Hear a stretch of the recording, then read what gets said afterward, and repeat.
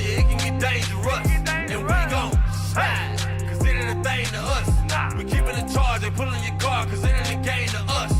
We outside, we outside, we outside, we outside, we outside, we outside, we outside, we outside, we outside. Shining light up on your past, you know he been lying. We been corrupted, now disgusted, it's time to break him down. You ain't never had the spirit, no, not one time. Got our people up every Sunday coming to pay your tithe.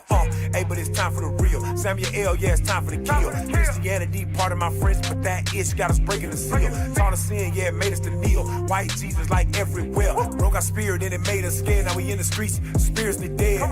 Pull up. You already know what it is. You hear the boots banging and the trumpet ringing. You know we all up in your grill. Cause this it's got to cease. Moving sin, yeah, the mark of the beast. We ain't come here to fight you. We only came here to teach, expanding our reach. Oh, you say you love the people, well, we about to see. Denounce everything that you done taught and give up your seat. Yeah, we knew you wouldn't, cause you ain't for the sheep. You a wolf up in sheep clothing. That's why we had to pull up on you. Outside. They don't wanna play with us. The word of the Lord, we sprung in the soil, yeah, it can get dangerous. And we gon' slide, cause it ain't a thing to us. We keeping in charge, they pulling your car, cause it ain't a game to us. We outside, we outside, we outside, we outside, we outside, we outside, we outside, we outside, we outside. Tell your pastor we outside, we need to talk to him. That purple and gold, the army of God, yeah, a convoy. That's your pastor constantly crying like a little boy. Trying to save his slave master like a good boy. Unapologetic, my actions, I don't regret it, no. Precept after precept after precept after cut him up. He dancing around, jumping around, effing around and found out his blood on the pavement. Your pastor can't see, he blind now. What the hell wrong with him? I say he asinine. He tried to duck, I hit him again with a punchline. I heard you in that teaching with your Bible closed. Prosperity preaching, pastor, keep a bankroll. We banging on your church, we at the front door. You steady collecting tithes, taking from the po-po. Turn my speaker up, I need a reader. Give me the mic, watch me fight for my people. We outside, they don't wanna play with us. The word of the Lord, we sprung in the soil, yeah, it can get dangerous. And we gon' slide, cause it ain't a thing to us.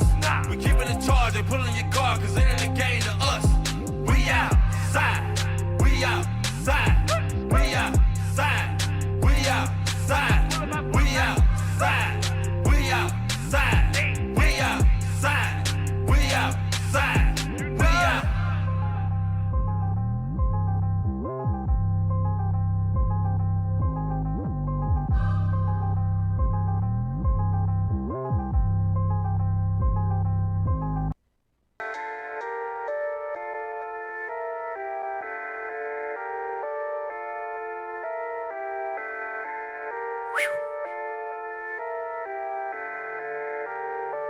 Let's do it. I just cut a scuffle, feeling like a barber. Me and all my Jews in all black like we from Gotham. Me and all my Jews, we come straight down from the bottom. Me and all my Jews got me shining like a dot. I just cut a scuffle, feeling like a barber. Me and all my Jews in all black like we from Gotham. Me and all my Jews, we come straight down from the bottom. Me and all my Jews got me shining like a diamond. It's that big Jew with that big mouth and I cry loud on the scoffer. I pull the script, they yell bring it out and I cut his ass like a barber. I'm going harder than a math test with no answers cause I'm a problem. I'm on your corner like Dion and I'm shutting down your doctrine. Got them on the run, they ain't breathing. The script's breaking down your defense. Scripts cut them up, now you leaking. We shutting up what you speaking. You go ahead and act tough, boy. I leave your ass on the cement. You try to jump, you hit jack, boy. That's how we exercising your demons. I'm gone, now I'm on my 2-3 zone. And I'm moving through the scripts like I'm navigating it. And I'm led by the spirit and it's got me feeling lit. And I shine real bright like a diamond in the sun. Kill my old man, I ain't even need a gun. I can go 12 rounds, I don't even need one. It's a knockout, hi-ya, bye-bye, ha-ha. Gone, little scoff, you can take your ass home. Cut him. Bring out that first aid kit, scoffers. Struggling, working on my patience. You tryna push my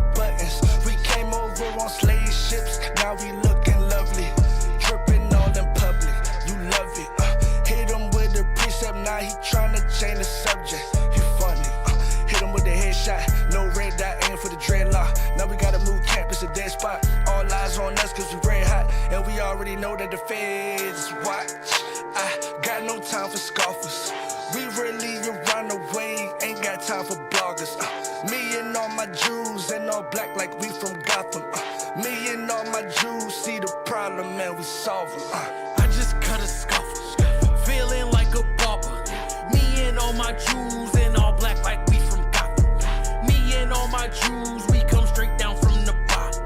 Me and all my Jews got me shining like a diamond. I just cut a scoffer, feeling like a barber. Me and all my Jews and all black like we from Gotham. Me and all my Jews, we come straight down from the bottom. Me and all my Jews got me shining like a diamond.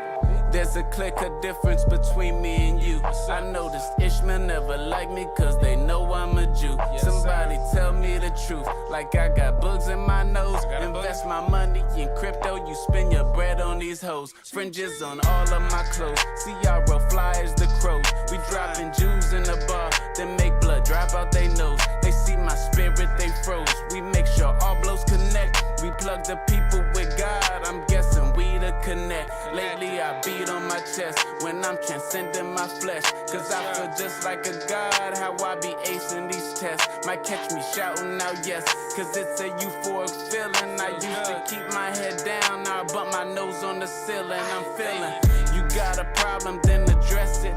Cause we could talk it out like men, no need for Smith and Wesson. Don't learn a lesson with 40 boots who know they roots, and I'm the nice one. Hey, hand me a Bible, I'm about to slice them. How many times we gotta go through this? You ask a question, the book will flip. When my man to the right about to pull the script, you already coming with a defense like 4-6. If you coming for the 1-2, better have you a big crew. That's Titanic. When you read, then you put the hand up, cause they don't really want the answer. We cut through the propaganda like sweet bananas. He was green like Bruce Banner, looking for a friend to help him, and he tried to tag him. Now they wanna change the channel like remote. When the spirit grab you by the throat, do you realize there's no hope? All eyes are on you like a scope. Oh, now you see the light, but nope, just move along. We ain't got time for the back and forth. Take a flyer, read it home, do your research, prove me wrong. If the Lord call you, welcome home. If he don't, then you got to roll. If it can't be broken, why try to tempt? You must not know who you playing with. I just cut a scoffer, feeling like a barber. Me and all my Jews and all black like we from Gotham. Me and all my Jews, we come straight down from the bottom. Me and all my Jews got me shining like a diamond. I just cut a scoffer, feeling like a barber. Me and all my Jews and all black like we from Gotham. Me and all my Jews, we come straight down from the bottom. Me and all my Jews got me shining like a diamond.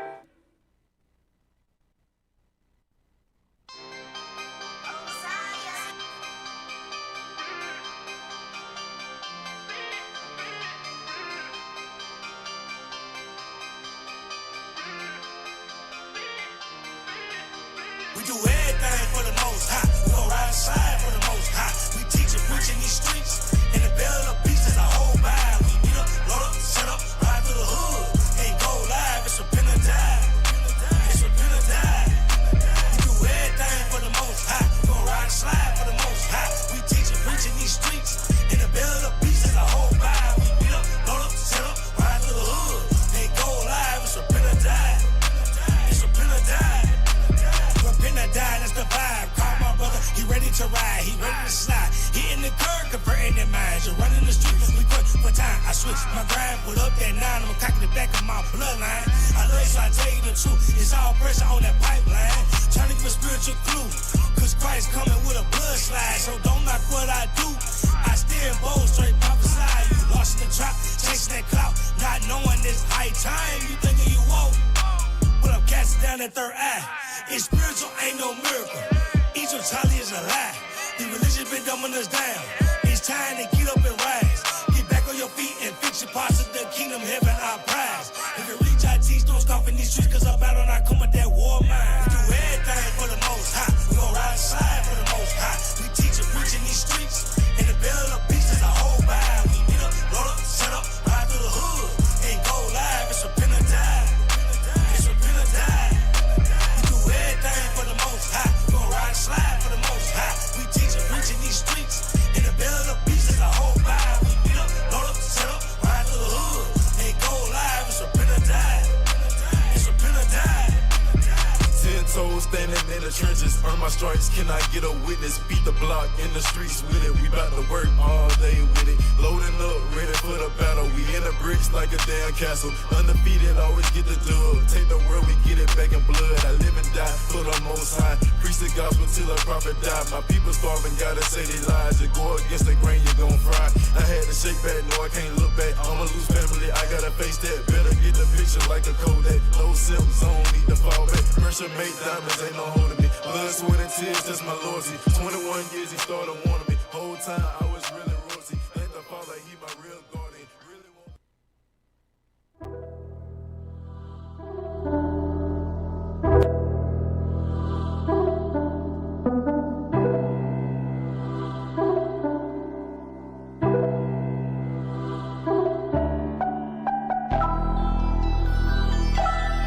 I guess I'm your enemy because I tell the truth, right? They hate him, they rebuke at the gate, man. Yeah, I only say what I know. Yeah, I know what I know. I keep my ear to the streets. How you gon' hurt when you sleep? I know they hate what I'm doing, and they don't like how I'm speaking. Nah, they don't like what we saying. We only say what we see, this are bigger than me. I say what I know. Yeah, I know what I know. I keep my ear to the streets. How you gon' hurt when you sleep? I know they hate what I'm doing, and they don't like how I'm speaking. Nah, they don't like what we saying. We only say what we see, this are bigger than me. Let's be cold, I'ma sneeze on them. Prophesy to the wind, let me breathe on them. Foot on the gas, I can't ease on them. Boy, like a parrot, get clean on them. Perfect glory, yeah, perfect glory. I'm anointed, don't be coming for me. This wicked world ain't got nothing for me. Niggas still in the streets and they pushing for it. I'm really like that, just watch me cook. Even under pressure, I'm a pressure cooker. Sayings of the Seers ain't no overlooking. We be overseas, yeah, we got them greed. Make them go to the nobles, gon' take me to trial. Watch out for these devils, they stay on the prowl. These niggas be clowns, these whores on them wild. Give them the milk, then why by the cow? Gotta be humble, become as a child. Keeping these laws so don't go out of style. Jump in that water, you swim or you drown. Going to war, ain't cracking a smile. Bringing it out, I'm controlling the crowd. The speaker go out, then we crying aloud. Enduring the trial, we up in that cloud. 144,000, Seers for mine. Can't throw in the towel, yeah. We taking the kingdom, ain't asking for nothing, we running them down. Keep some hunters around, yeah. Hard of a line, I'm standing my grind. Holding that line till I put on my crown. It's a perfect fit, it make perfect sense. Straight gate, you can't circumvent. I only say what I know. Yeah, I know what I know. I keep my ear to the streets. How you gon' hurt when you sleep? I know they hate what I'm doing, and they don't like how I'm speaking. Nah, they don't like what we saying. We only say what we see, this bigger than me. Say what I know. Shalom, Israel, Most High in Christ. All praises be to the Most High God. Monday, 12:30. We back. All praises to the Lord. The sins of the Seer. All praise to the Most High, man. Come on, man. Drop some bombs. All praises, man. We back. Hey, I'm Captain of Red. We got Officer Ariel. All praises to the Most High. All praises. Listen, hold on. Let me tap in, man, on this Monday. A lot of things going on. All praises at the top of our week, man. We had a family fun day yesterday. Listen, man, it was hot, man, to say the least. Humid, to say the least, man. But all praises, man. Everybody was out there in the spirit of unity. You understand? And bearing the heat just to stay unified. A couple Jews, you know. If you know. But all praise to the Most High, man. Hey, hold on. I'm trying to get tapped in. Y'all say something, man. Clever. There we go. Look, hey, tap in. Where you from? You know, Cap, we want to see where y'all tapping in from. Where we got? Here we go. Hey, Cap, like you said, we did have a very good family fun day. Hey, Sabbath was fire. A lot of fire information coming out. Yeah. Dealing with pertaining to these last days. And you know, we kind of gonna continue that. We gonna continue that today. We gotta do some identifying. So where y'all tapping in from? I had to get tap in, man, to the channel, man, just in case we gotta send somebody to Wakanda, man. Chicago, Nebraska, South Dakota. Jamaica? Oh yeah, Jamaica, yeah. All praises, bro. All praises, man. South Dakota, man. You gotta come down. You gotta try to make your way down, or up to Minnesota, to congregate. I don't know if you have or have not already, but yeah, man, we got schools out there, so ain't no excuse. Headquarters, Times Square, New York City. All praise to the Most High. It's at Minnesota in the building. All praises. All praises, man. All praises. Times Square, New York City. BK, Brooklyn. New York, y'all something else, man. Come on. Just say New York. Yeah, y'all crazy, man. All praises, man. Chi-Town, Jersey. Brick City. Jersey. All praises. Carolinas in the house. All right, y'all. All praises, man. All right, listen, man, we're going to jump right into it. Let's get the first St. Louis in the building. Hey, let's get the first script, officer. Yes, sir. Go ahead. The book of 1 Samuel, chapter 9 and verse 9. Go ahead. Before time in Israel, when a man went to inquire of God, Go ahead. thus he spake, Come, and let us go to the seer. Come, let us go where? To the seer. Let us go to the seers. Who was the seers in previous times? Go ahead. For he that is now called a prophet was before time called a seer. So that's what you're tuning into. You're tuning into the sins of the seers, the sins of the prophets, where we dive into the writings of our forefathers. We bring it up to current events, current times, because it's all biblical times. It ain't something, you know how they be saying, well, that's ancient times, or those are during the Bible times. No, this is all biblical. Everything that we're experiencing, that we have experienced, that we're going to experience in the future, is all prophecy. All prophecy either waiting to be fulfilled or has already come to fulfillment. So this is what we do when we dive into the scriptures, ultimately the writings of Christ. All right, get that in there, Hebrews right quick. This is what the Christians don't understand. Come on! Especially these Christian coons, like what we're going to talk about today. These coons don't understand that this whole Bible is written by the hands of the prophets, but through the inspiration of Christ. You got that? Yes, sir. Give me that. Hebrews chapter 10 and verse 7. Watch this. Then said I, Lo, I come in the volume of the book. You see that? Christ said he comes in the volume of the book. He comes in the volume of the book. Go ahead. It is written of me. All the prophets, Moses, Jeremiah, Ezekiel, Daniel, so forth and so forth. They all wrote of the Messiah. They all wrote of Christ. So what Christ taught, it wasn't contrary to the prophets. You understand? His doctrine wasn't contrary to Isaiah. Remember the scripture says, if you don't speak according to this word, there ain't no light in you. Right. You understand? So the whole Bible is written of the Messiah. Go ahead. Read that again. Then said I, Lo, I come in the volume of the book. I come in the volume of the book. Go ahead. It is written of me to do thy will, O God. You see that? It's written of Christ to do whose will? The Messiah. I mean, the Father. To do his will. Ultimately, his will be done. And his will, what's one of his wills that's happening right now? It's the manifestation of our enemies. Hit the bomb! The enemies of our people. You understand? And Paul touched on that. Get that in Romans 9 before I pass it off to the office. Paul touched on this. Get that in Romans 9 and I think it's verse 6, right?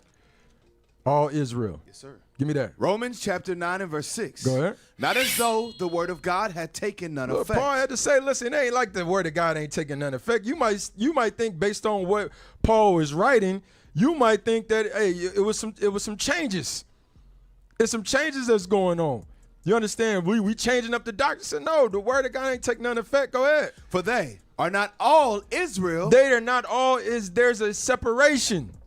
There's a separation. They're not all Israel. Go ahead. Which are of Israel. Just because you bear melanin, just because you bear this black skin, just because you are the seed of Abraham, the seed of Isaac, the seed of Jacob, that don't make you an Israelite.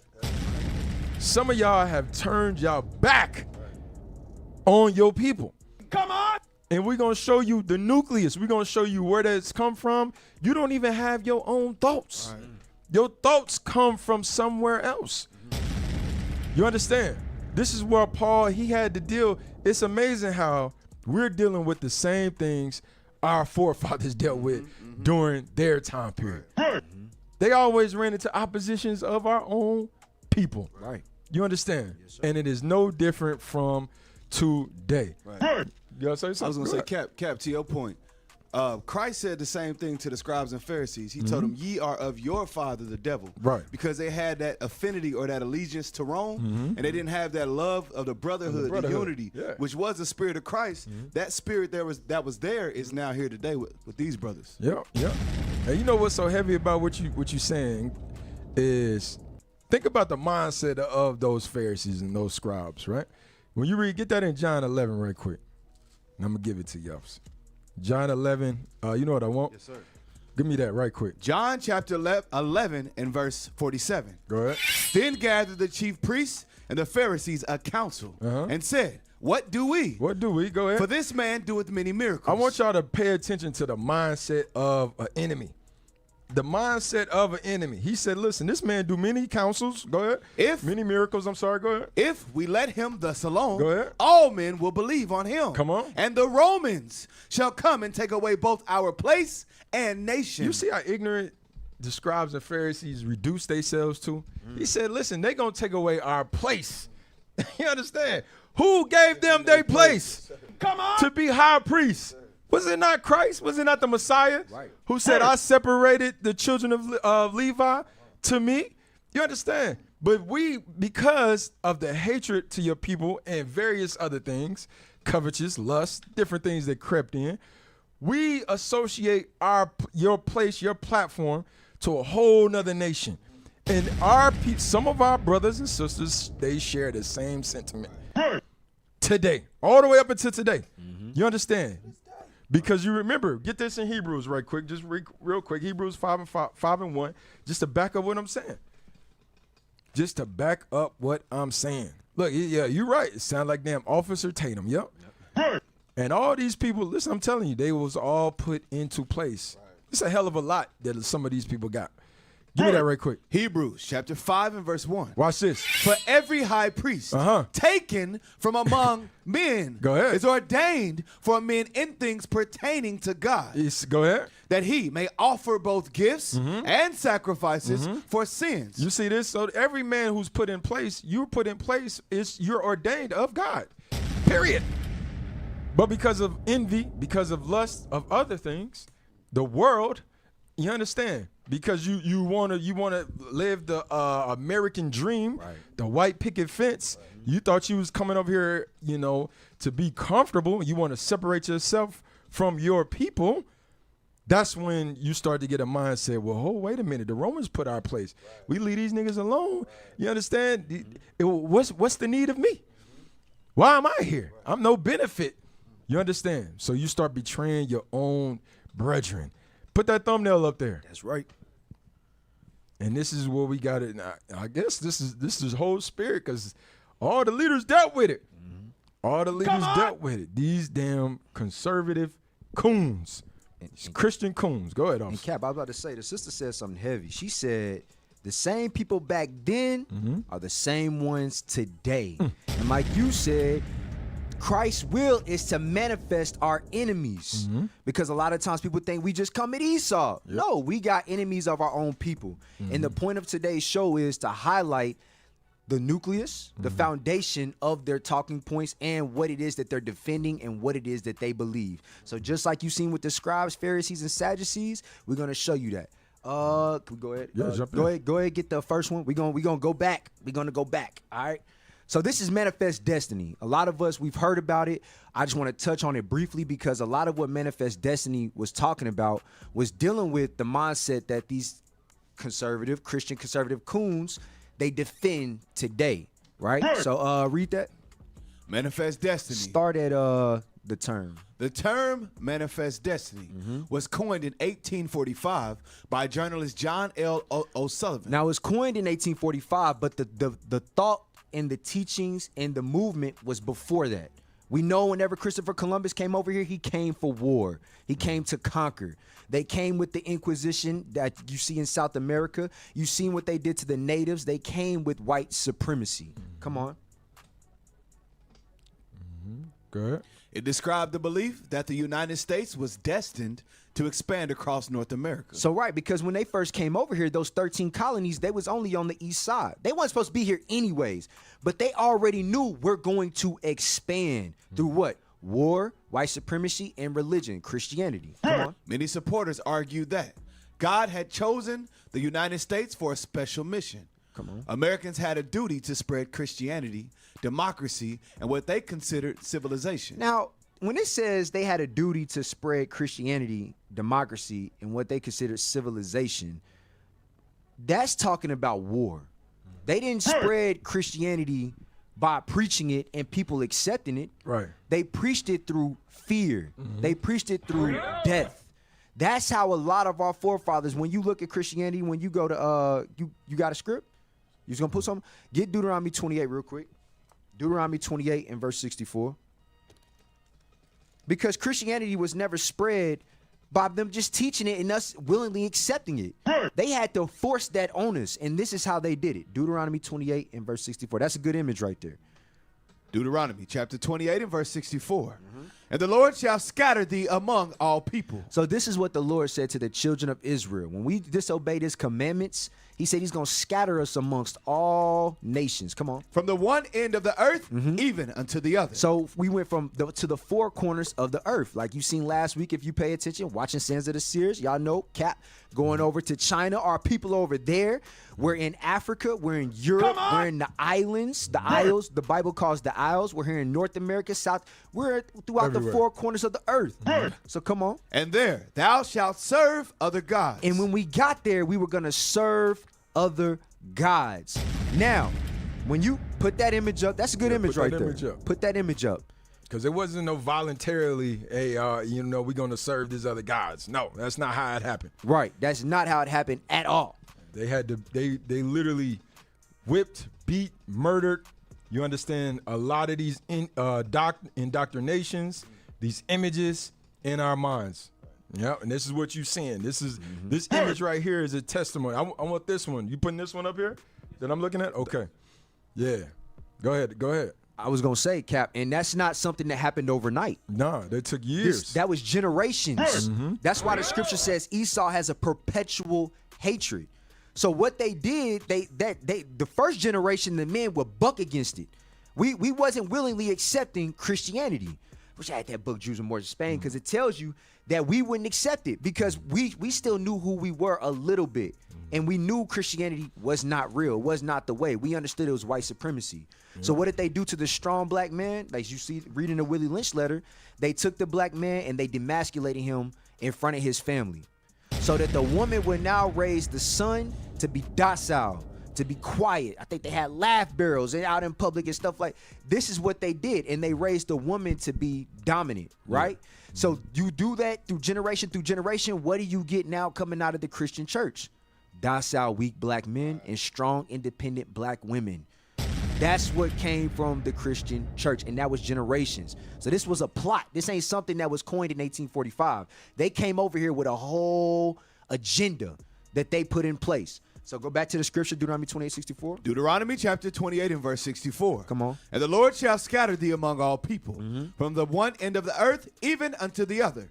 And there thou shalt serve other gods, which neither thou nor thy fathers have known. We never knew about Christianity. This was something new on the earth to us. We did not sell it. We never kept those ways. These were new guys that were brought to us. So we had that. What did they do? Get verse 48 now. Even wood and stone. Verse 48. Watch. Therefore shalt thou serve thine enemies, which the Lord shall send against thee, in hunger and in thirst, and in nakedness and in want of all things. Now this goes to the point because when it says in want of all things, it says you have to serve your enemies for that. We always say your driver's license, your death certificate, your birth certificate, but it's a lot deeper than that. When it says for one of all things, the doctrine and philosophies that you believe in, you had to get from your oppressors, which goes back to the very thoughts that a lot of the people, these Christian conservative coons have today, they get from their oppressors. And that comes from what? Because the white man owns all this stuff. Our oppressors own all this. They own the media. So you'll hear the same talking points from all these Christian conservative coons. For example, Purple Power Rangers. That's a coon term. We coined that a coon term. Because you have people amongst the Israelite community that say the same thing. You might think because they Israel that they not. No, there's Israelite coons too. There's Israelite coons too that are against this movement, that are against God's kingdom. And it's nothing new, because when Moses was leading the people out of Israel, you had coons amongst, you had people that wanted to go back to Egypt.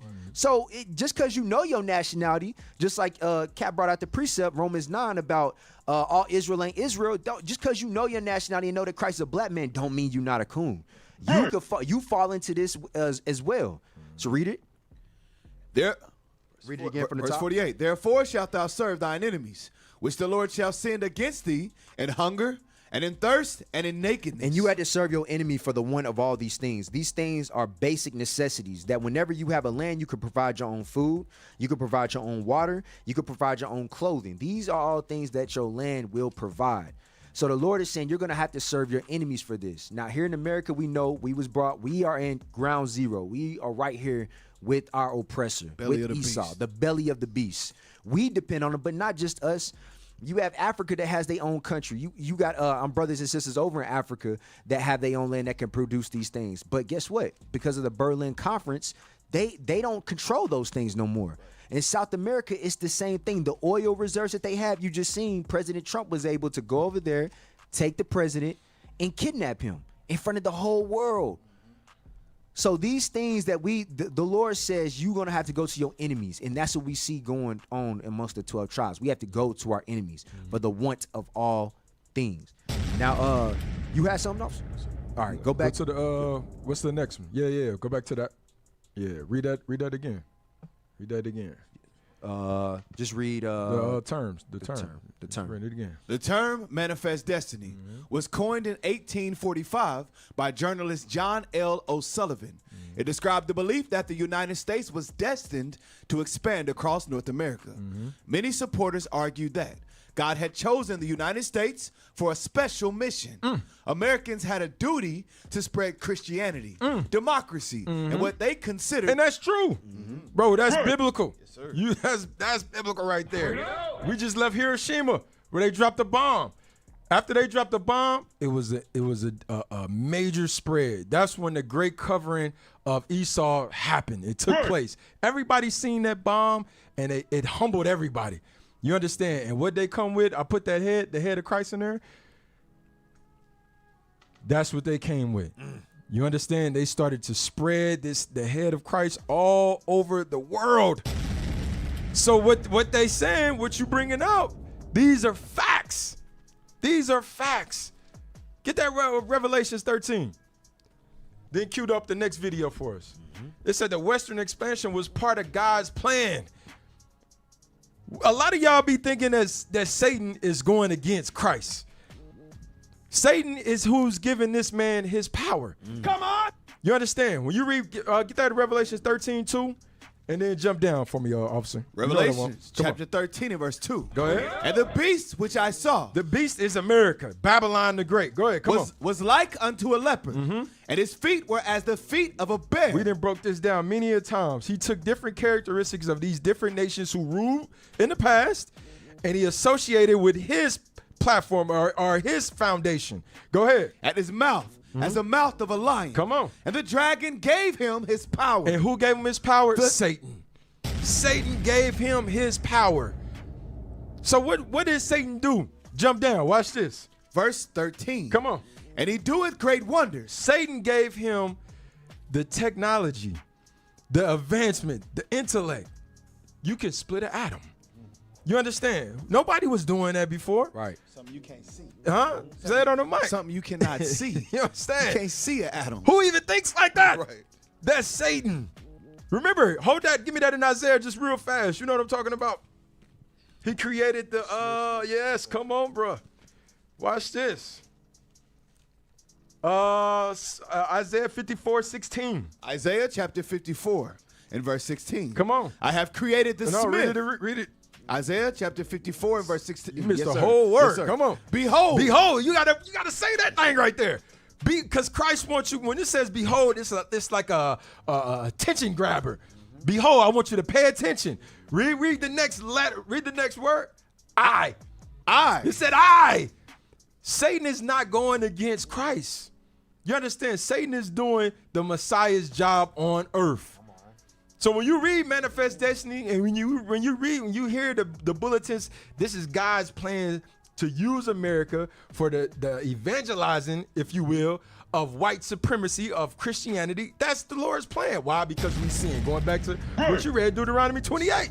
You understand? Read. Go ahead. Behold, I have created the smith. Come on. That bloweth the coals in the fire. Come on. And that bringeth forth an instrument for his work. I'm telling you, but in the Christian church, they say, the Michael and Satan is going against each other, and Satan got kicked out of there. What Bible are you reading? What Bible are you reading? No, go back to Revelations. Revelation, quick, come on. Chapter 13 and verse 13. Go ahead. And he doeth great wonders, so that he maketh fire come down from heaven. Where did it come from? From that smith that was working. You understand? What's his name? Oppenheimer. Yep. You understand? Go watch the movie. He just talking about he had dreams. He had visions. Where do you think all that come from? You understand? We have to understand this Bible and stop looking at it through the lens of Christianity. How real it is. You cannot box against God. Watch this. Read. Come on. That he maketh fire come down from heaven. Go ahead. On the earth in the sight of man. Hiroshima and Nagasaki. Go ahead. And deceiveth them that dwell on the earth. You see that? Based on those miracles that came down, he was able to deceive the whole earth. That's what the Bible is saying. He couldn't. At first, he was only deceiving two nations. It really wasn't resonating with the world. But once that bomb dropped, now we can push this image. That we are the children of God. Right. We gonna take the New Testament. Y'all sit up there and go over there and take the Old Testament. You understand? We talking about Amalek. These conservatives took the New Testament and chopped and screwed Paul's letters. This is why you see the same talking points. What about the Jews? It's no difference between the Jews and the Greeks. Right.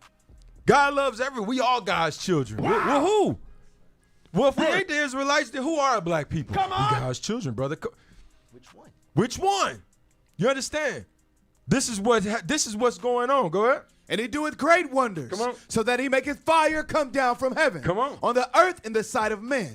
And deceiveth them that dwell on the earth by the means of those miracles. By the means of those miracles. Go ahead. Which he had power to do in the sight of the beast. Which he had power to do in the sight of the beast. Go ahead. Saying to them that dwell on the earth. Come on. That they should make an image. They should do what? Make an image. You see this? This is Bible prophecy that was fulfilled in the 1940s. You understand? That dropping of that atom bomb was the pushing forth of prophecy. Boom. In that moment. You understand? Literally. We say boom, like literally. You understand? So this is what we going into. So go ahead. Jump into that next one, officer. Real quick. Go back to the image, the second image, because I wanted to point out one thing. Go down to historians. Read that right there. Historians generally view Manifest Destiny as a blend of nationalism, which is your white Christian nationalist beliefs today. Yep. Come on. January 6ers. Go ahead. Protestant religious beliefs, especially among many white Protestant Americans. Because now they're mixed. They're using the Bible to justify their white supremacy. Come on. Belief in American exceptionalism. Come on. Economic and territorial ambition. So now we can go into the next. And you know what's heavy about that, officer? I'm sorry. Go ahead, Cap. Come on. The Protestants is the reason why you Negroes is confused about the Apocrypha. When you do your research on the Protestants, they're the ones who removed the Apocrypha from the Bible. So now when we go to Sirach, what is the book of Sirach? Right. What is the Maccabees? Right. We confused. Right. Because why? The Protestants knew that this Bible had, when you're reading this Bible, you understanding this history, it has the ability to change the mindset. When we see our forefathers rising up against the Greeks, the Protestants know we got to take that out. We got to omit that. They're notorious for omitting documentation, key documentations. Key talking points out of documents. Notorious. Go ahead. Come on, officer. Go ahead. Hey, I was going to say to our people, whether, Christian, whatever, if you don't subscribe to the 80 books, right, you are naturally a Protestant, whether you realize it or not, because you are falling subject to only the 66 when the Bible's incomplete without it. So you're a Protestant, whether you know it or not. When you hear no difference between Jew or Greek, you have no idea what's going on. You lost. Because they didn't removed all the Greek history. They removed it. You read that out of the Apocrypha. Even though we read, give me that in John 10. Come on. Yeah, come on. You know what I want. We sit up there and we read this about the Messiah. And we ask, well, hold on, where did the Messiah get this from? Read that right quick. John chapter 10 and verse 22. Come on. And it was at Jerusalem, the feast of the dedication. The feast of the what? The dedication. Where you read about the feast of the dedication out of the 66 books? Where you read about it? Come on. Now the Christian is confused. You read about that from the book of the Maccabees when they rededicated the temple. Right. This is why. So we don't let a damn Christian coon, well, that's not canonical. No, nigga, you not canonical. Right. Protestant. Okay, go ahead, officer. Go ahead. Let me fall back, brother. Nah, Cap, keep going. Cap, keep going. Go to the next one, bro. Next video. So Protestants was causing all that. They the ones causing the confusion. Esau. The damn devil. So this is, remember his image. We want to put up his image. This is Dale Partridge. This is a modern day white nationalist Christian pastor. Right? So watch this. Let's get his image up real quick. Hey, fresh for show. You right. But they took the damn Greek history out of the Bible, but they teach us nothing but Greek and European history in schools. Come on. Drop a bomb.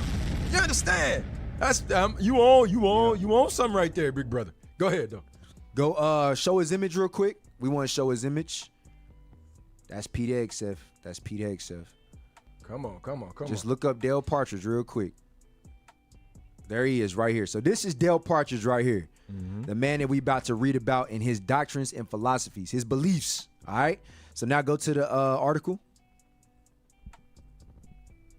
This is what we starting to see. I'm gonna build it up to this is what we starting to see in the last days. We're starting to see a rise of white Christian nationalists. Yeah. And it's spread to the point to where you're gonna see some of these folks in the White House. Them January 6ers, the Patriot Front, they covering their faces because a lot of them are in your communities. A lot of them are your pastors. Watch this. Go ahead. Dale Partridge calls for the return of European Christian colonization of African nations. And this goes back to the manifest destiny of spreading Christianity worldwide. Remember, they didn't spread Christianity by the acceptance. They spread it with the sword. Matter of fact, hold that. Get Genesis 27 real quick. You got to understand Esau's blessing. Esau can never come with peace to anything. He sat down with the natives and they were peaceable. They were talking peaceable to him, but he had to come with the sword. Right. Why? Because that's how the Lord made him. Get Genesis, 27? Yes, sir. Read that. Genesis chapter 27 and verse 38. You could put those images on the screen. And Esau said unto his father, Hast thou but one blessing, my father? Bless me, even me also, O my father. And Esau lifted up his voice and wept. And Isaac his father answered and said unto him, Behold, thy dwelling shall be the fatness of the earth. And this goes with the manifest destiny. Them conquering America. Them going over and conquering the land of Africa. Them conquering in the world. It says his dwelling shall be the fatness of the earth. But how would he get it? Read. And of the dew of heaven from above. They would be everywhere. Read. And by thy sword shalt thou live. Esau has to live by the sword. He has to live by the sword. So Christianity was spread by what? The sword. By death. That's how he spread it. Now go back to the article about the colonization of Africa. Go ahead. Raise it up. You can go ahead and start from the top. Yes, sir. For the last several weeks, far-right Christian nationalist Pastor Dale Partridge has been preaching on the curse of Ham, a controversial theological theory long used to justify slavery and racism. So now, like Cap, like you was bringing out, that's old. That's something that was back that they're refurbishing now, and they're revisiting, and they're using the Bible to justify it. Just like Manifest Destiny. With the nationalism, white supremacy, they're going into the Bible to justify their position. So watch. Read.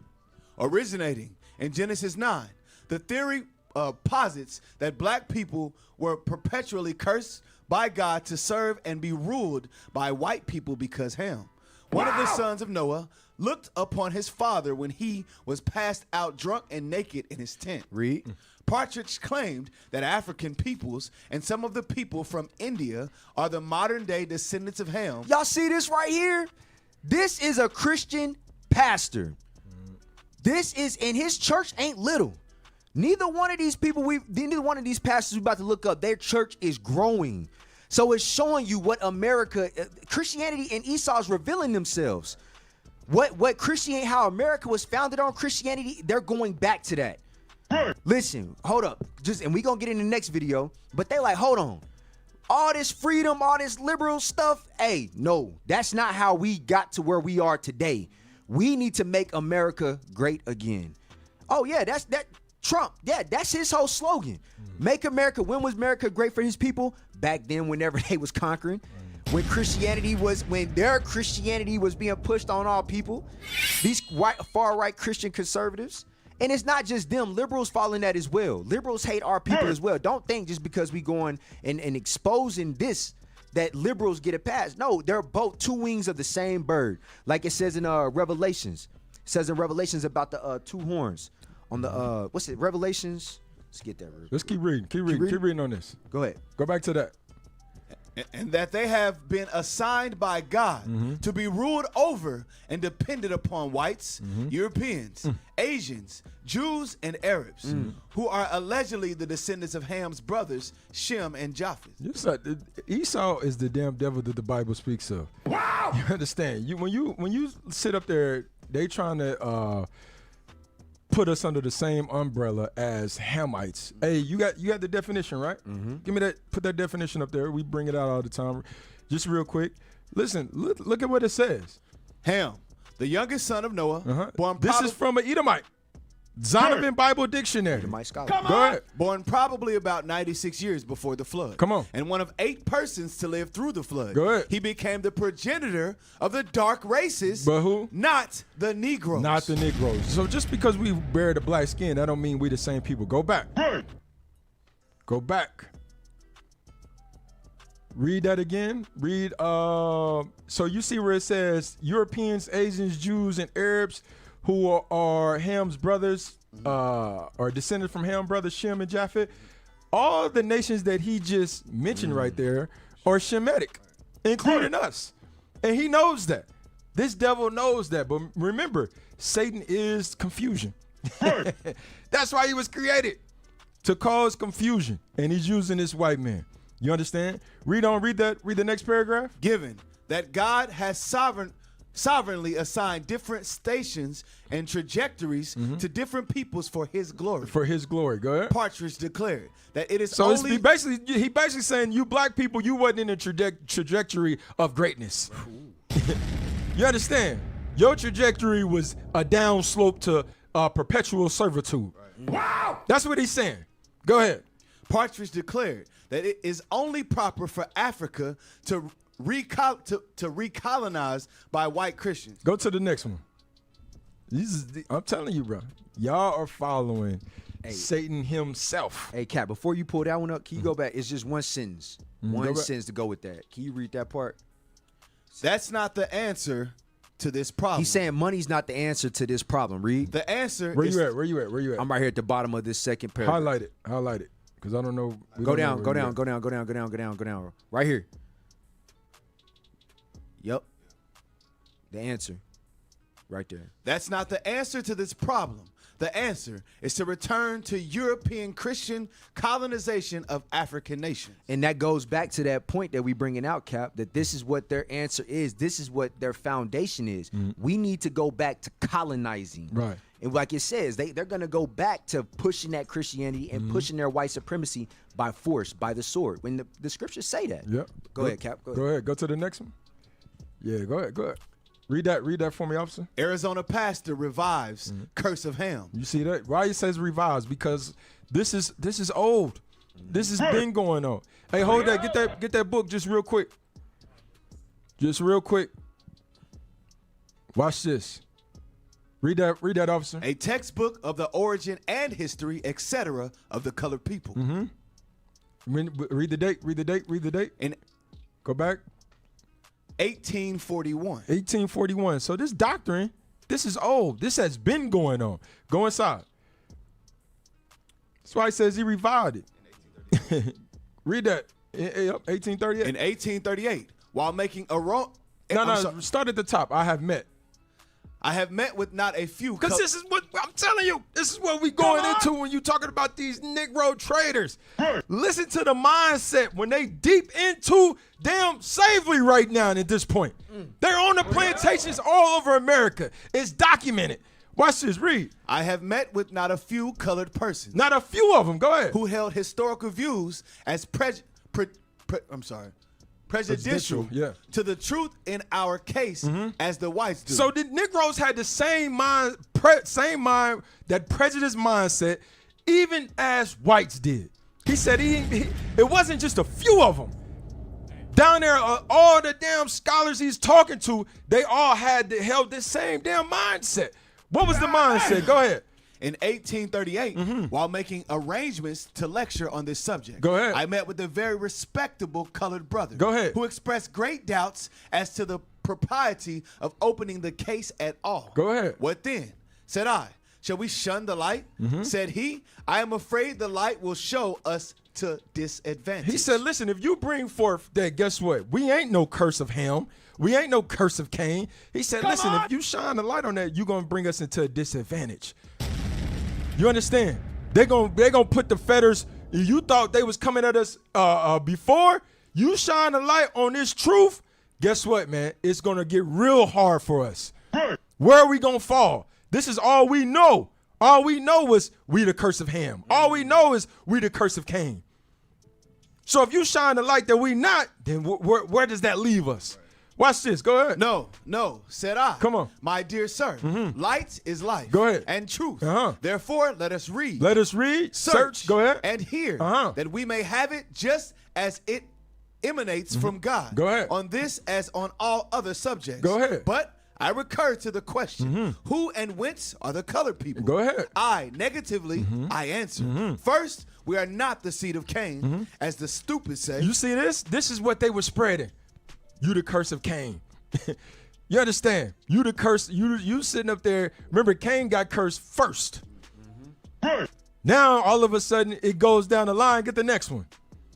It is indeed. No. Go to the next one. I sent you another one. Now read this. Now, later in time, it has evolved to now you the curse of Ham.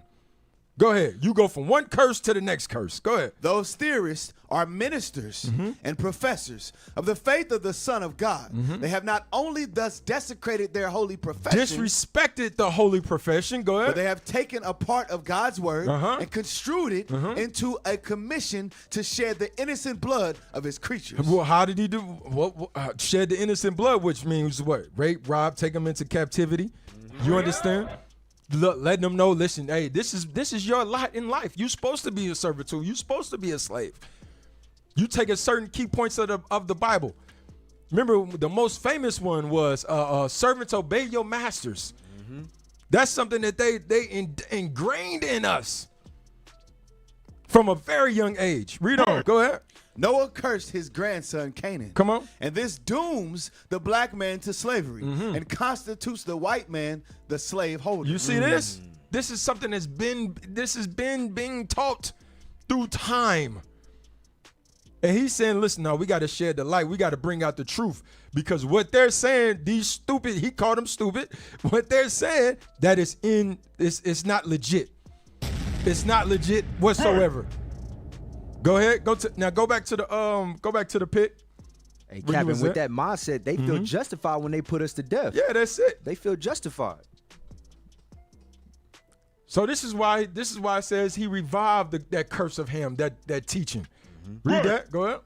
Arizona pastor revives curse of Ham to claim black people were created to be ruled over. Go ahead. Dale Partridge, a white pastor out of Prescott, Arizona, just stood in the pulpit at Kingsway Reformed Church and told the world that black people were designed. Ain't nobody made a video. Ain't no shorts. You understand? Nothing. Ain't nothing.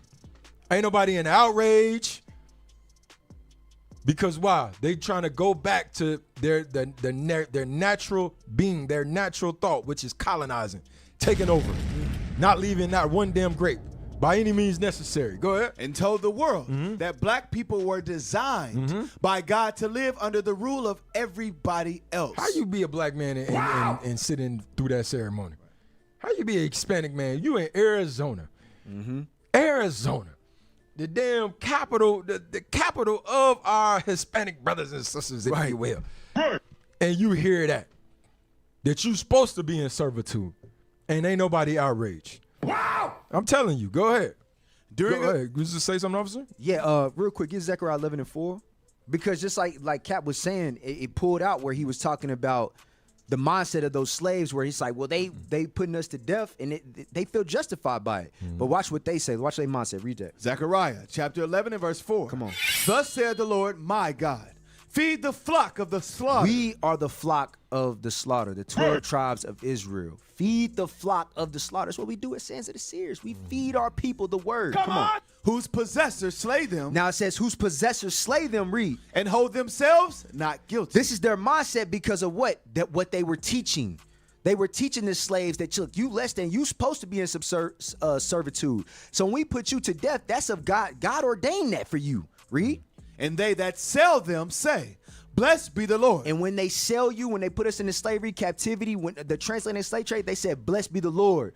Because the Lord has allowed us to do this thing. Read. For I am rich, and their own shepherds pity them not. Them own shepherds is these Christian coons today. And back then, you had the one with Nat Turner. When Nat Turner understood, he said, hold on. This ain't what the Bible says, ain't what these Christian pastors have been teaching us. But you had a coon amongst them that thwarted that whole movement. And we got a coon in the comments. When did we say that every Hispanic is Israel?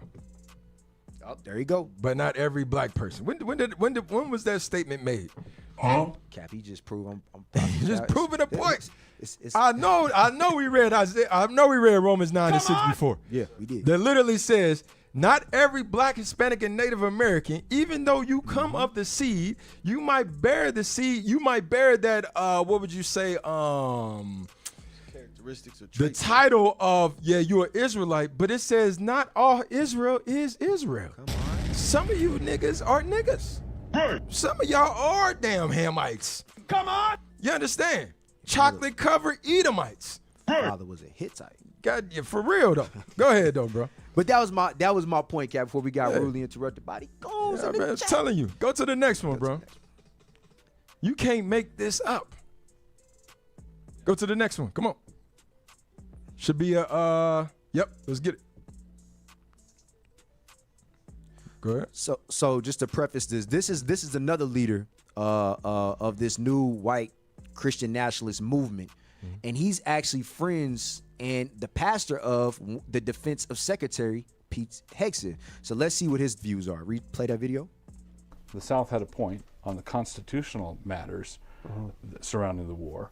The Constitution meant something, and historically, something shifted in American polity as a result of that war, and we're having to navigate the consequences of that shift, and we should be honest with ourselves about how it happened, right? So, a paleo. Hey, pause it real quick. When he's saying navigate the shift, he's talking about the effects of after the war.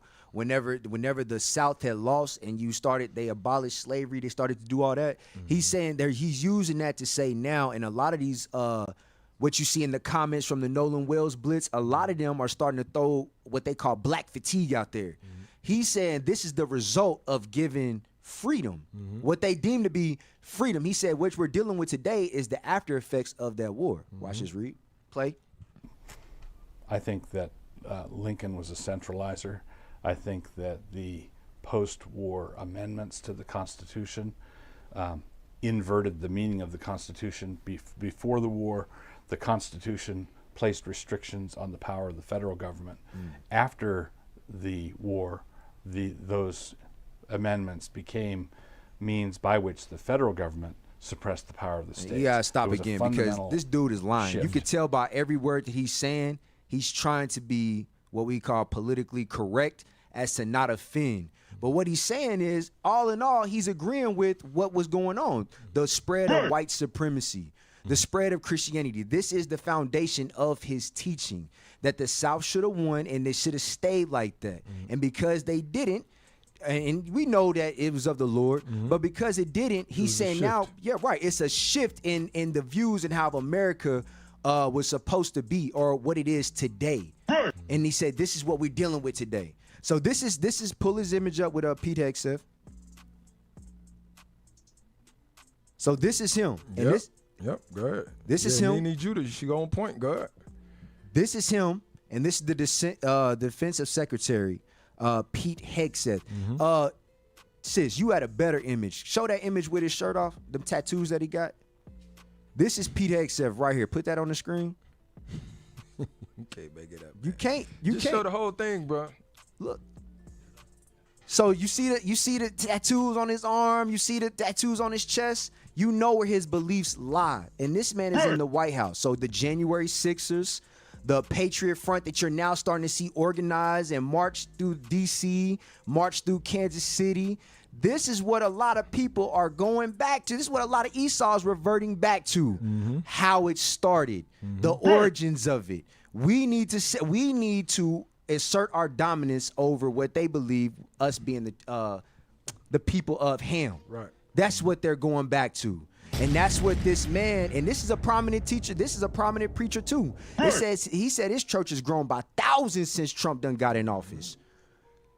So Get that in the Habakkuk. I just thought about this. You know, get this in Habakkuk. Let me find it. Here we go. Habakkuk, chapter, where I want to start. Chapter 1, verse 8. Habakkuk, chapter 1 and verse 8. 7. Verse 7. 6. Verse 6. For lo, I raise up the Chaldeans. Remember we read in Revelations 13. Don't ever forget that. America took on different characteristics of different nations throughout time. The Chaldeans were these were the upper echelons of the Babylonians. So this will be Amalek today.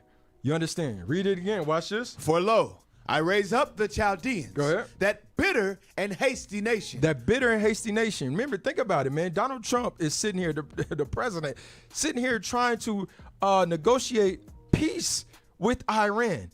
While he's negotiating peace with Iran, you have this bitter and hasty nation behind him doing everything contrary to the peace agreement with Iran. Bombing their allies to smithereens. Every time just making Donald Trump look like a damn idiot. It was a meme. It was, damn, I wish I had it. a video. Yeah, it was funny as hell, bro. Remember Casino where my man went up to him and was like, damn, you damn Jew, you keep crossing me? You understand? So they made one of Donald Trump, like, bro, every time I sit up there and I'm going out to the press saying, listen, a deal's going to be done within 48 hours. A deal's going to be done within 24 hours. We made a deal. The Strait of Hormuz is open. Meanwhile, you got Ben Yahoo. He's sitting up here bombing them Lebanon to smithereens. To the point where now, Hezbollah, to the point where now Iran is saying, you know what? No, hell no. Deals off the table. Because why? This is a bitter and hasty nation. Go ahead. For lo, I raise up the Chaldeans, that bitter and hasty nation, Go ahead. which shall march through the breadth of the land to possess the dwelling places that are not theirs. Yeah, that's it right there. That's it right there. But I wish we had Trump, but that's their relationship. Can you play that, bro? Play this. This is their relationship. So I said, man, this is a bitter and hasty nation. They were made, programmed for destruction. Bitter. Come on. Come on. Out here. You know, I get calls from back home every fucking day. They think you went batshit. You wanted to go on TV. Yeah, I did want to go on TV. That way I have a forum. I can fight back. I'm known. People see me. They know they can't fuck around with me like they could if I was an unknown. That's right. Get this through your head, you Jew motherfucker, you. You only exist out here because of me. That's right. That's the only reason. Without me, you, personally, every fucking wise guy still around, will take a piece of your fucking Jew ass. That's where you're gonna go. Stop it. You're fucking wrong. That's their relationship. Put this image up right here that I'm looking at. Without the backing of the U.S., and it talks about that in Jeremiah, without the backing of the U.S., listen, the Amalek would be destroyed. They would be wiped out. Period. You understand? They would be engulfed. They are literally surrounded. All nations hate them. But because they have America, who is the biggest military on the face of the planet, he said, because of me, that's the only reason why you even exist. Right. Period. The little rocket man would have destroyed you. Right. Ching Chong would have destroyed you. I'm the one that's holding all this back. You got to understand that. So read that again. Come on.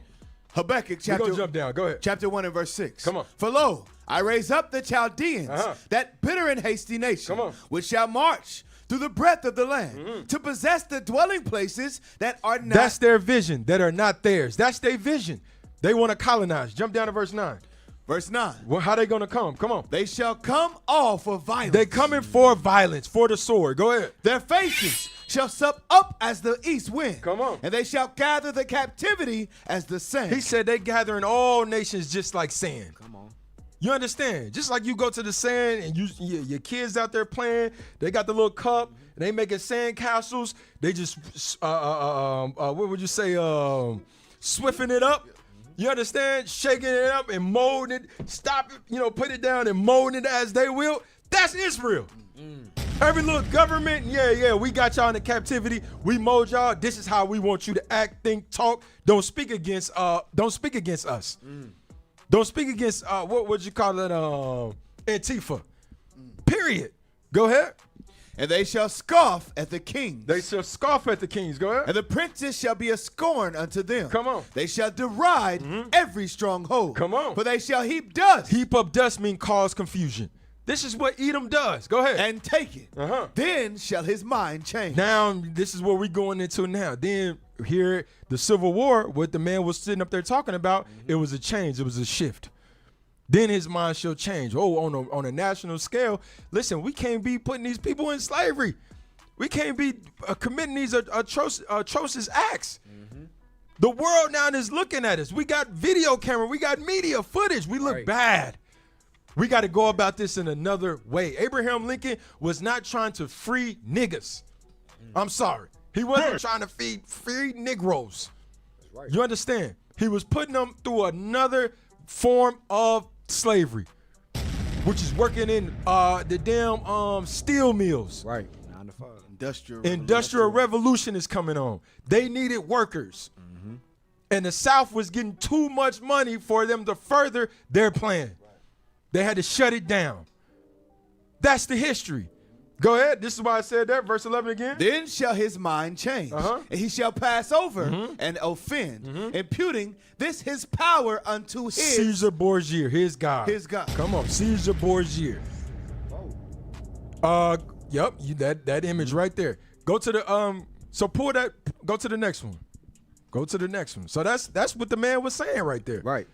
And Cap, it reflects because remember what Trump been doing. DEI, get all of them up out of the government. All these seats that they in, take them up out. The voting that they had, rearrange that. Yes, sir. You seeing what they believe reflect throughout the moves that Trump is making. Hey, put him back on the, put the man back on the screen, hanging out with the Secretary of Defense and when he visit the White House.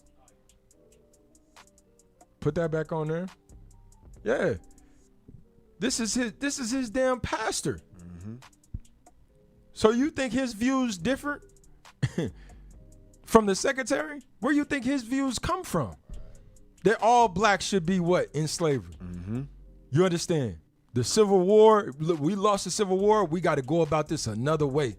We got to maintain those same principles. He used the term paleo. Yep. When you look at that term, I think it's what is it? Prehistoric, like older. So he's saying he's not neo-Confederate. Look not up new. Not new. Look up paleo. Yeah, not new, but old. PALEO. Yeah. I think it means like prehistoric. Like Paleo Hebrew. Yeah.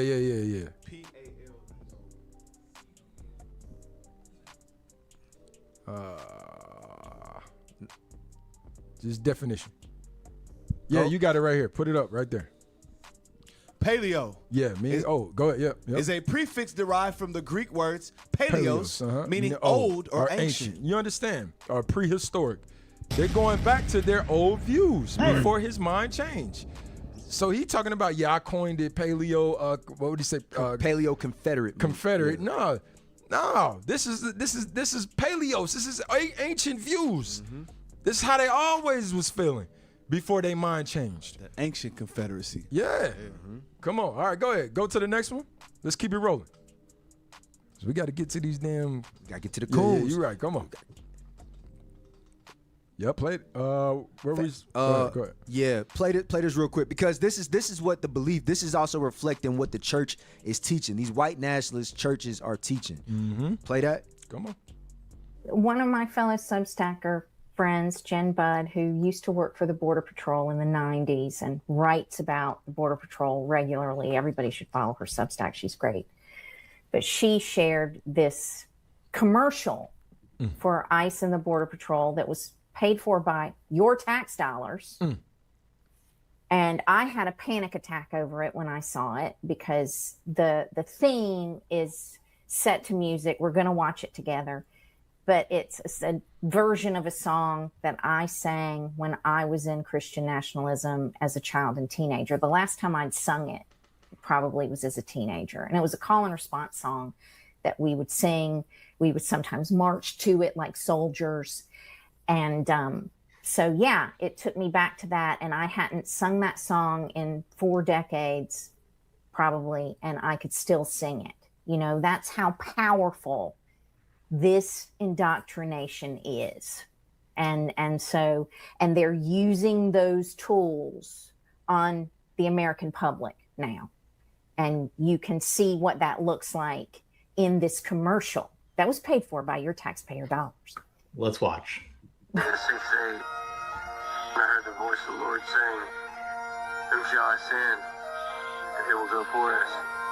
And I said, "Here am I, send me." Isaiah didn't wait for the perfect conditions or a guarantee of safety. He simply stood up and said yes. And that's what a warrior does. He answers the call with no excuses. God doesn't ask for the most polished, for the most powerful. He asks for the willing, the ones who won't run when the fight gets hard. And to say, "Here am I," is to declare that you're done hiding and ready to move where he leads. It's a choice to face the unknown and to trust that God will put you along the way.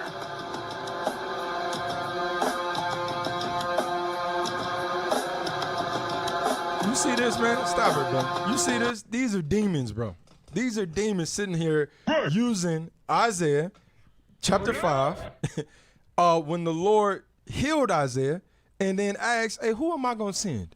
Who am I going to send to warn these people? Did he send Isaiah and the rest of them for physical war? To gather the people up against their will? No, he said, read the script, bro. Give me that Isaiah 5. Come on. Isaiah. Straight to the point. Yeah, just straight to the point. Isaiah chapter 6 and verse 8. Also I heard the voice of the Lord saying, whom shall I send?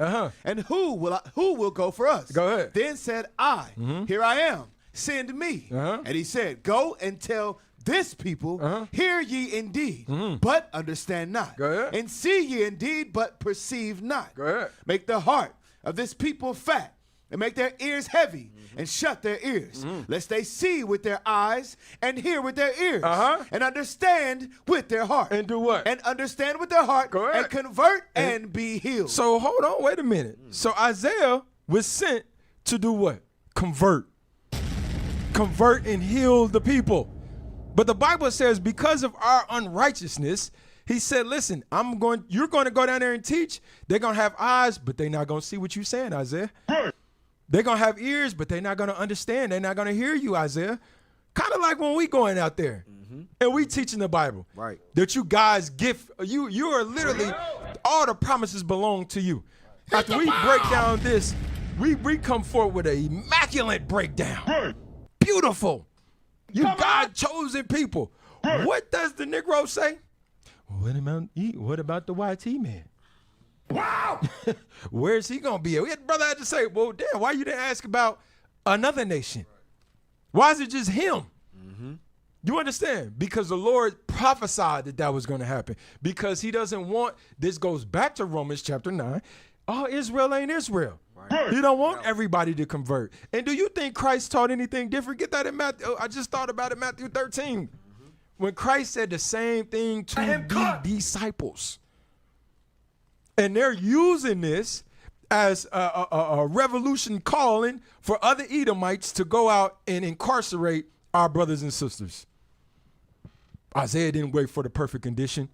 He just went at his calling. Mm-hmm.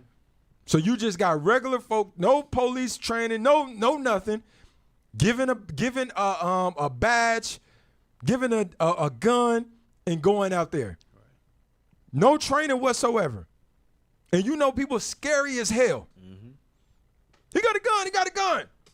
Pop. And then all of a sudden, you justified. It's in the heat of the moment. Right. That's what's going on. That's what's going on right now. Right. As we speak.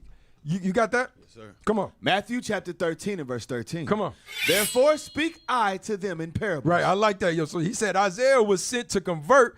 They sent to deport and unalive. Mm-hmm. What Bible verse is that? I like that, bro. I like when the chat is doing their thing, man. Come on. Yeah, the chat be chatting. Yeah. Come on, read what you got. Therefore speak I to them in parables. Go ahead. Because they sing, see not. So Christ said that's why we speak in parables. Because they seeing, they not going to see. Go ahead. And hearing, they hear not. Go ahead. Neither do they understand. Go ahead. And in them is fulfilled the prophecy of Isaiah. In them is fulfilled what I told Isaiah. It's fulfilled. Go ahead. Which saith, by hearing ye shall hear. Go ahead. And shall not understand. Come on. And seeing ye shall see. And shall not perceive. Go ahead. For this people's heart is waxed gross. They wax gross. Go ahead. And their ears. We so engraved in Christianity. We're so engraved in these different religions and different philosophies. We have forgotten that this is the way. Christ is the way. There is no other way. Keeping God's commandments is the other. It is no other way than that. Read, go ahead. And their ears are dull of hearing. Go ahead. And their eyes they have closed, lest at any time they should see with their eyes. With their eyes, go ahead. And hear with their ears. Go ahead. And should understand with their heart. And go ahead. And should be converted. And I should heal them. We don't understand the God that we serve. He said, in this is why I came and I was speaking parables, and they didn't understand it. Christ gave a whole breakdown about breaking bread. Eat my body, drink of my blood. This represents the New Testament. Negroes got up and walked away. Wow! Because he understood Negroes is not here for the miracles. Negroes is here to get fed. He understood that. And what did he do? Did he go chase anybody? Nah, he turned to his disciples and said, where you go? What you gonna do? You understand? This is what I'm doing is the fulfillment of what I told Isaiah. And this is what they're using. Go to the next one for me, officer. Soldier, I'm sorry. And Cap, this is what the mindset these brothers can't see. Mm-hmm. These coons today, they can't see. They don't want to see. Yeah. And that's why, and that's a heavy script, Cap, because that's letting you know that the Lord that y'all think that Christianity has painted, that he loves everybody come to him. He said, man, I don't want you to convert and be healed. I want to save you for the sword. So you have coons walking amongst us today that can't see. Yeah. Won't see. Hey, you know one crazy thing about that? We looking at it, right? And we're watching Esau tell the people that, hey, you're destined or you're bound to perpetual servitude. That you're supposed to be serving everybody. You're supposed to be on the bottom, right? They believe it. Right? Because he says it comes from the scriptures. Right. Now, when we go into the scriptures and say, that's actually not what it says. You are destined to be above all people. You're supposed to be the ruling class. You racist. You racist. Right. You racist. You a hate group. You a cult. Yep. It don't make no sense. But because Esau said it. Right. Go ahead. Come on. A Kentucky church just staged. Oh, now hold on. Go back. You got to, you know what I mean? Look, I want y'all to pay attention to this, man. These are some devils, bro. This church is doing a play. I want you to pay attention. Play this right quick, man. Come on. A Kentucky church just staged what appeared to be a fake execution during vacation Bible school, and the children and their parents were cheering. Seriously, a warning to all of you that I'm going to show you a clip, and it's disturbing stuff. But you can see people wearing military uniforms and carrying realistic-looking guns while the kids in the audience start chanting in unison, "Take him out, blow him up."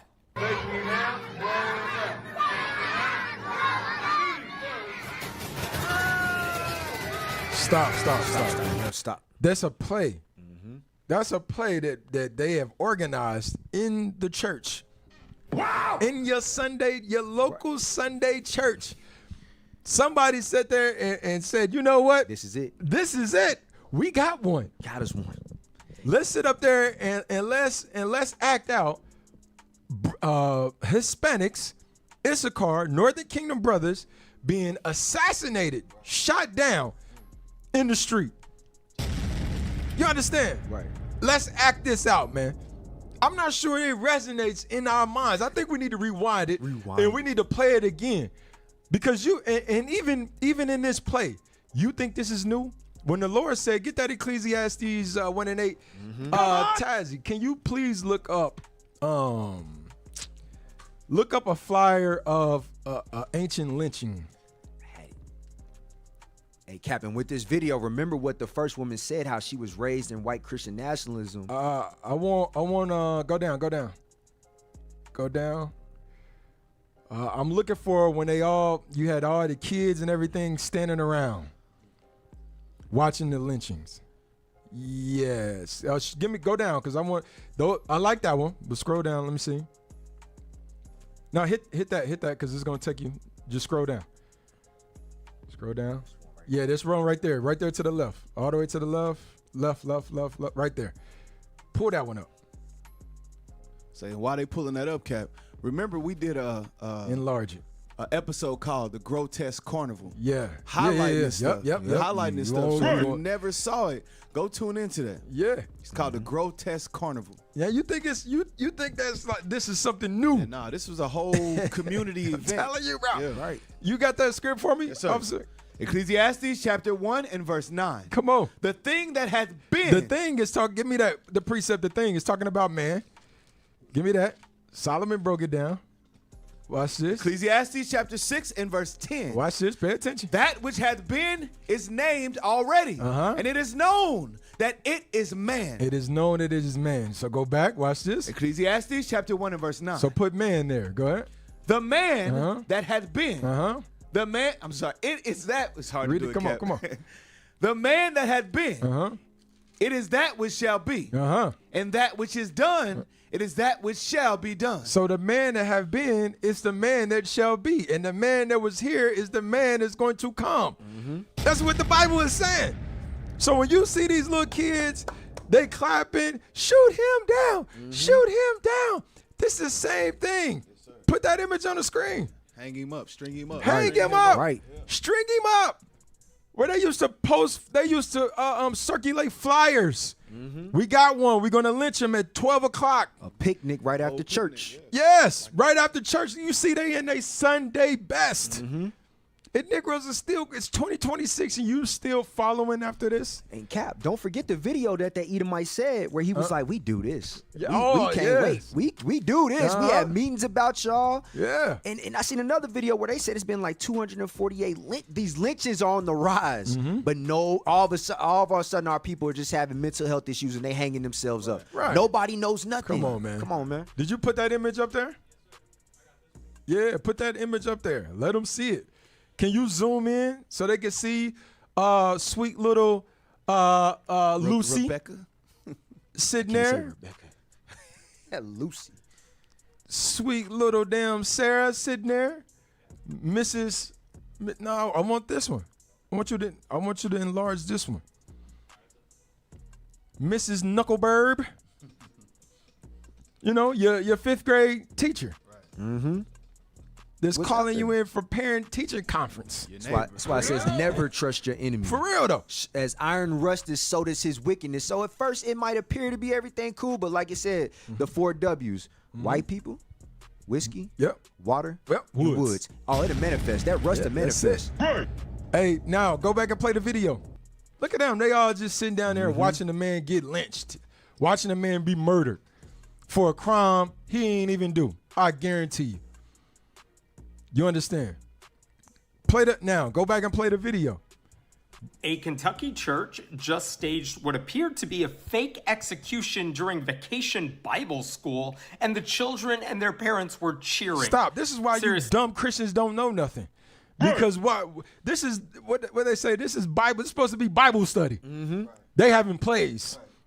You understand? Skits. Skits. That's why you don't know nothing. Go ahead, play. A warning to all of you that I'm going to show you a clip and it's disturbing stuff, but you can see people wearing military uniforms and carrying realistic looking guns while the kids in the audience start chanting in unison, "Take him out, blow him up."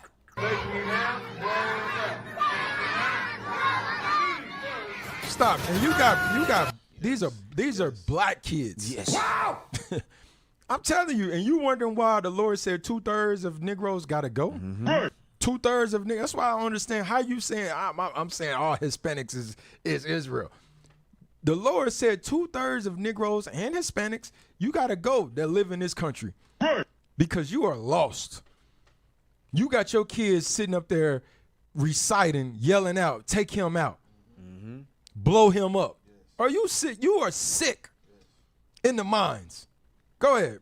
Sis was in the spirit. She said, they preparing and we playing. Yeah. They preparing to do, like it says in 2 Ezra 16, that the wrath of a burning multitude is kindled over you, the police military. Just like the video before this, when they was using Isaiah 6 and 8, who's going to come for me? When that call is given, a lot of them going to answer that call. Yes. And they're going to be policing the neighborhoods. That all these videos of black fatigue, all these videos of showing our people to be uncivilized. Yeah. When the call is made, they're going to be the ones going through the neighborhoods, gathering you up, policing you. Your neighborhood. Policing your neighborhood. All of this is coming. And we trying to warn you right now. Play the video. Go scroll back just a little bit. Just a little bit. Not all the way. Not all the way. Go back up. Oh, back up. Right there. Play. Pass the ammunition. Praise the Lord and pass the ammunition.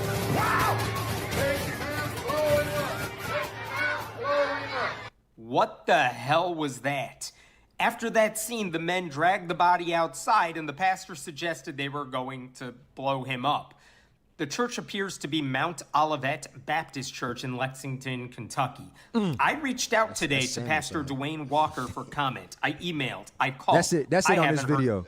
Yeah, that's it. So that's it. Hey, look, that's crazy. That's the other side. But hey, this is what's going on. This is what they're raising their kids to do. So y'all steady keep on playing and wanting to go vacation with them, and they showing you how they raising their kids to think. They just waiting on that call. They waiting on the hut. Now we got the white Christian nationalists. We showed the foundation of how the Christianity, what America, the climate of America, and what it's moving back to. Now, read this right here, this definition right here. Put this definition up, Jonah, for everybody to see. In the Bible, the term abjects, found only once in the King James Version, Psalm 35:15, refers to outcasts, despised individuals, or the lowest members of society. The original Hebrew word, nakeh, actually translates to smitten ones, and biblical scholars suggest it was a poetic reference to bitter slanderers and attackers. Bitter slanderers and attackers. So the Bible used this term abject, right? And this is the term that we're going to put on these coons. These are abject Christian conservative coons. Let's get the next video. I'm sorry, the next image. It should be, yep, here we go. So right here, this is a pastor. His name was Solomon Lightfoot Michaud. All right, now go to the show that image. Show the image. It's on the screen. Scroll down so you can see. This is a Jake brother. This is a Jake brother. During the 19 what was he he's born in that's why I said it's on the 19. He was during the 60s. Go to the next ones. Right there. Yeah, read that. Lightfoot Solomon Michaud. November 7th, 1885, October 20th, 1968. So he born in the heat. Right. The heat of it. In Virginia. In Virginia. Come on, man. Go ahead. Was an African-American evangelist. Michaud was an early pioneer in radio and television evangelism, and an innovative real estate developer, an astute businessman, a newspaper publisher, restaurateur, and FBI collaborator.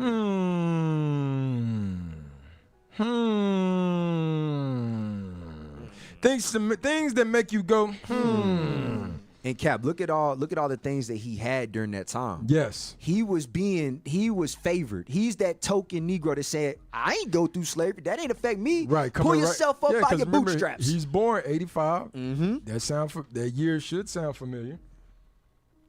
This is the time where the emancipation was going on. Mm-hmm. You understand? So now Negroes, all of a sudden now, we feel we got a little liberty.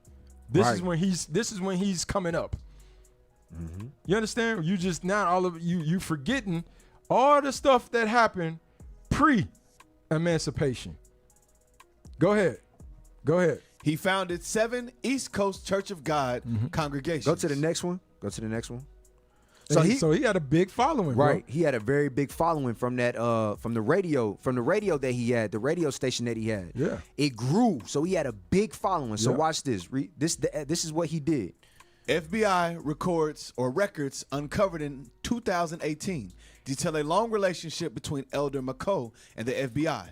Beginning in the 1930s, McCoe reached out to the FBI. Now stop. It says in the 30s he reached out to the FBI. Didn't come looking for him. He reached out. You've seen that today. Some of these coons, they reaching out to the FBI, saying that we racist, saying that we assaulting people. It's the same thing. This dude reached out to the FBI. Come on. Reached out to the FBI because he felt that he and the agency had similar values. Now, he's going to talk about communism. It wasn't communism. It was the rise of black unity. It was the rise of some of these leaders. It was the rise of some of the black leaders at the time. Just like Cap had pulled in that book where it talks about, well, wait a minute.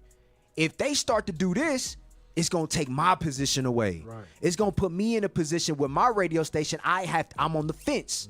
I have to either go along with the movement or I have to go against it. So you know what I'm going to do?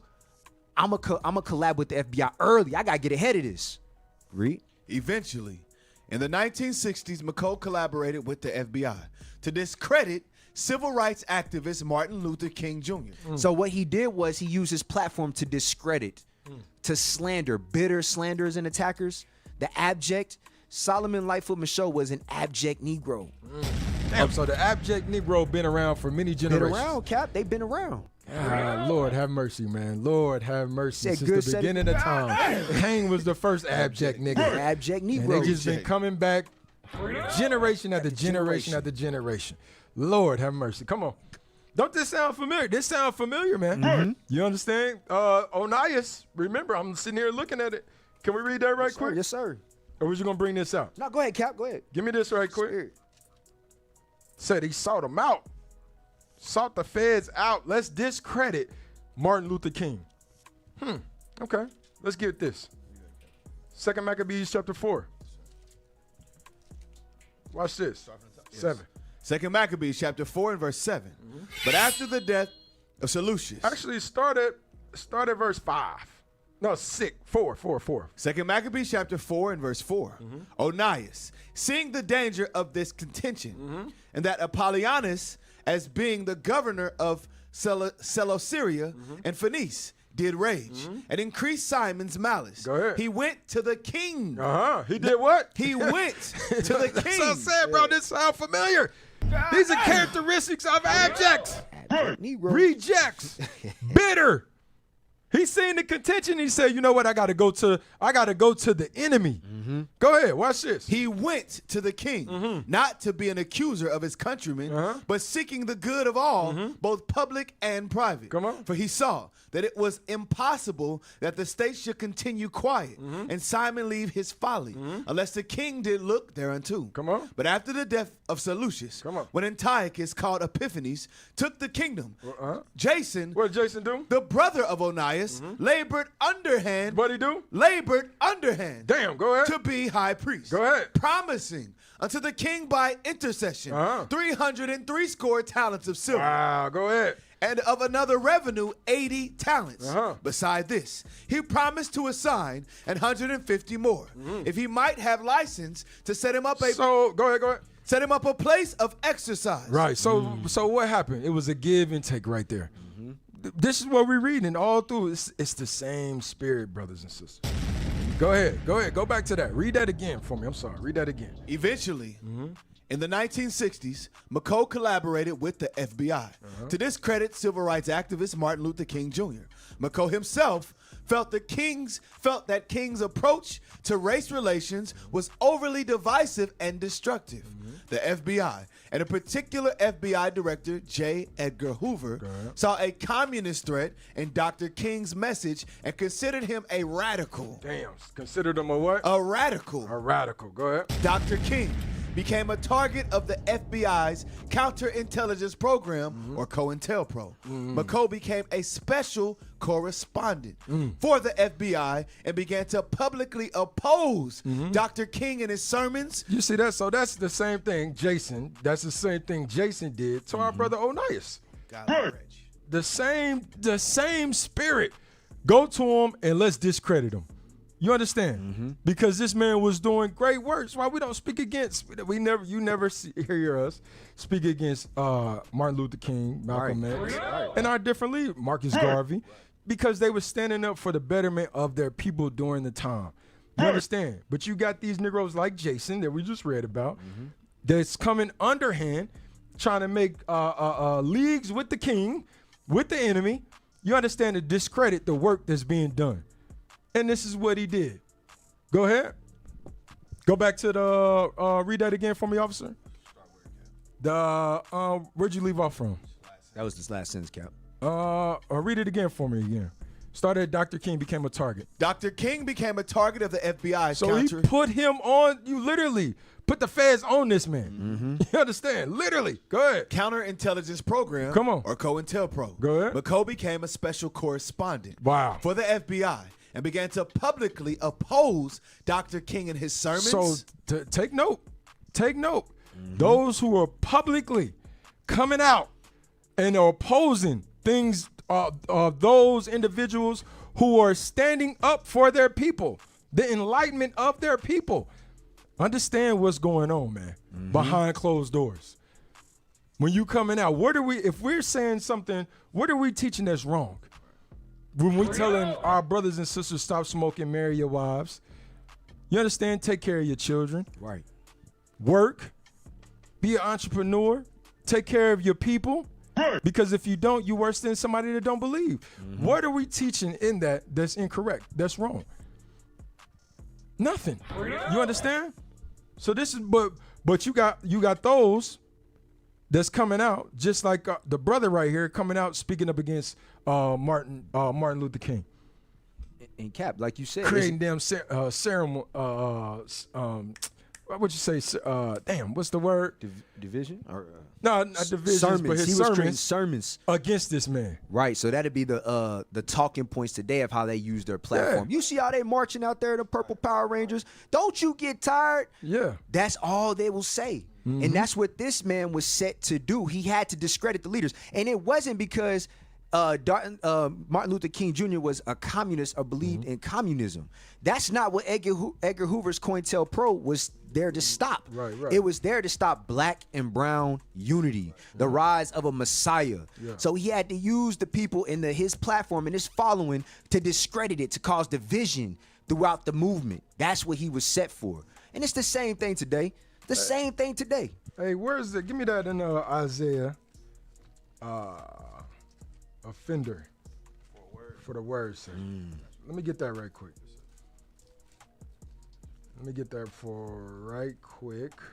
Come on. Isaiah chapter 29 and verse 21. Yeah. That make a man an offender for a word. Go ahead. And lay a snare for him that reproveth in the gate. Read that one more time. That make a man an offender for a word. Start at verse 20. Verse 20. For the terrible one is brought to naught. And talking about Esau, when he's destroyed. He's the terrible one that's going to be brought to naught. Go ahead.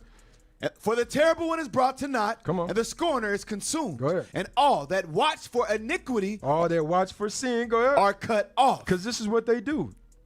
They watch for us to sin. They put different things in place for us to fall, to stay in sin. Keep our people in a state of confusion.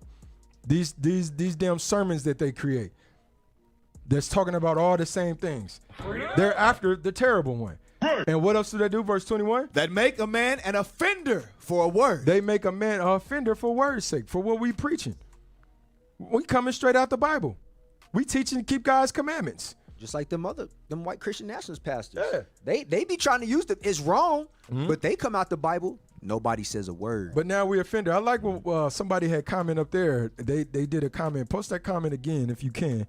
But they was speaking, I think it's Mason or something, your name. But they posted a comment of Malcolm X, one of his quotes. He said if the black church was for black people, was for the uplifting of black people, it would have been shut down. It would have been shut down. You understand? Post that comment again. I seen that. This is what we're reading right here. Verse 21. Verse 21. That make a man an offender for a word, and lay a snare for him that reproveth in the gate. That make a snare for him that reproveth in the gate. And this is why you come up, you got these brothers that come up to the camp with the video and they ask questions. What do you hate Esau? Why do you hate Esau? Do you hate Esau? When all this stuff is going on in the world, that's your question. That's your talking point. We out there going against everything going on. Do you hate Esau? Like you doing something. That's laying a snare. What is it? What are they trying to accomplish? They want to get us removed from our positions, take away our livelihood, and thrown in jail. Ultimately. It's stages. Right. It's stages. You understand? But you got to understand, we built different. Right. Made for this. The sons of David we built different. Made for this. We here. And we ain't going nowhere. The Lord has us. Right. And whatever, you got to understand, man, nothing can be done without the Lord's permission. Right. That's what you read about in Job. Nothing can be done without the Lord's permission. But we understand that the snares that you're trying to come and lay it in front of those who reproving, who are correcting their people. Get off of drugs. Right. Read, come on. And turn it aside. And lay a snare for him that reproveth in the gate. Go ahead. And turn aside the just for a thing of naught. Turn aside the just for a thing of nothing. Where you want us to go? If this ain't it, where you want us to go? What should we believe? You want us to go back to Christianity? You understand? What you got right here? Let me see. Yeah, I think it was from, but yeah, that is one. You can put that one up.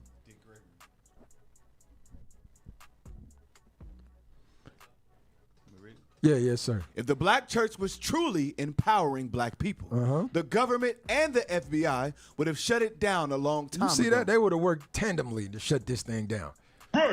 If they was truly about liberating and uplifting black people, guess what? You would have been on, what was the list? The SPLC's list. Because they funded by the KKK. They funded by these white nationalists, right? These conservatives. You would have made the list. Where is the Pentecostal church on this list? Put the list up there. Nowhere. Where is Third Ebenezer? Pistol on the Fifth Mountain. Where is Mount Olivet? Where's your church? Why your church ain't up there?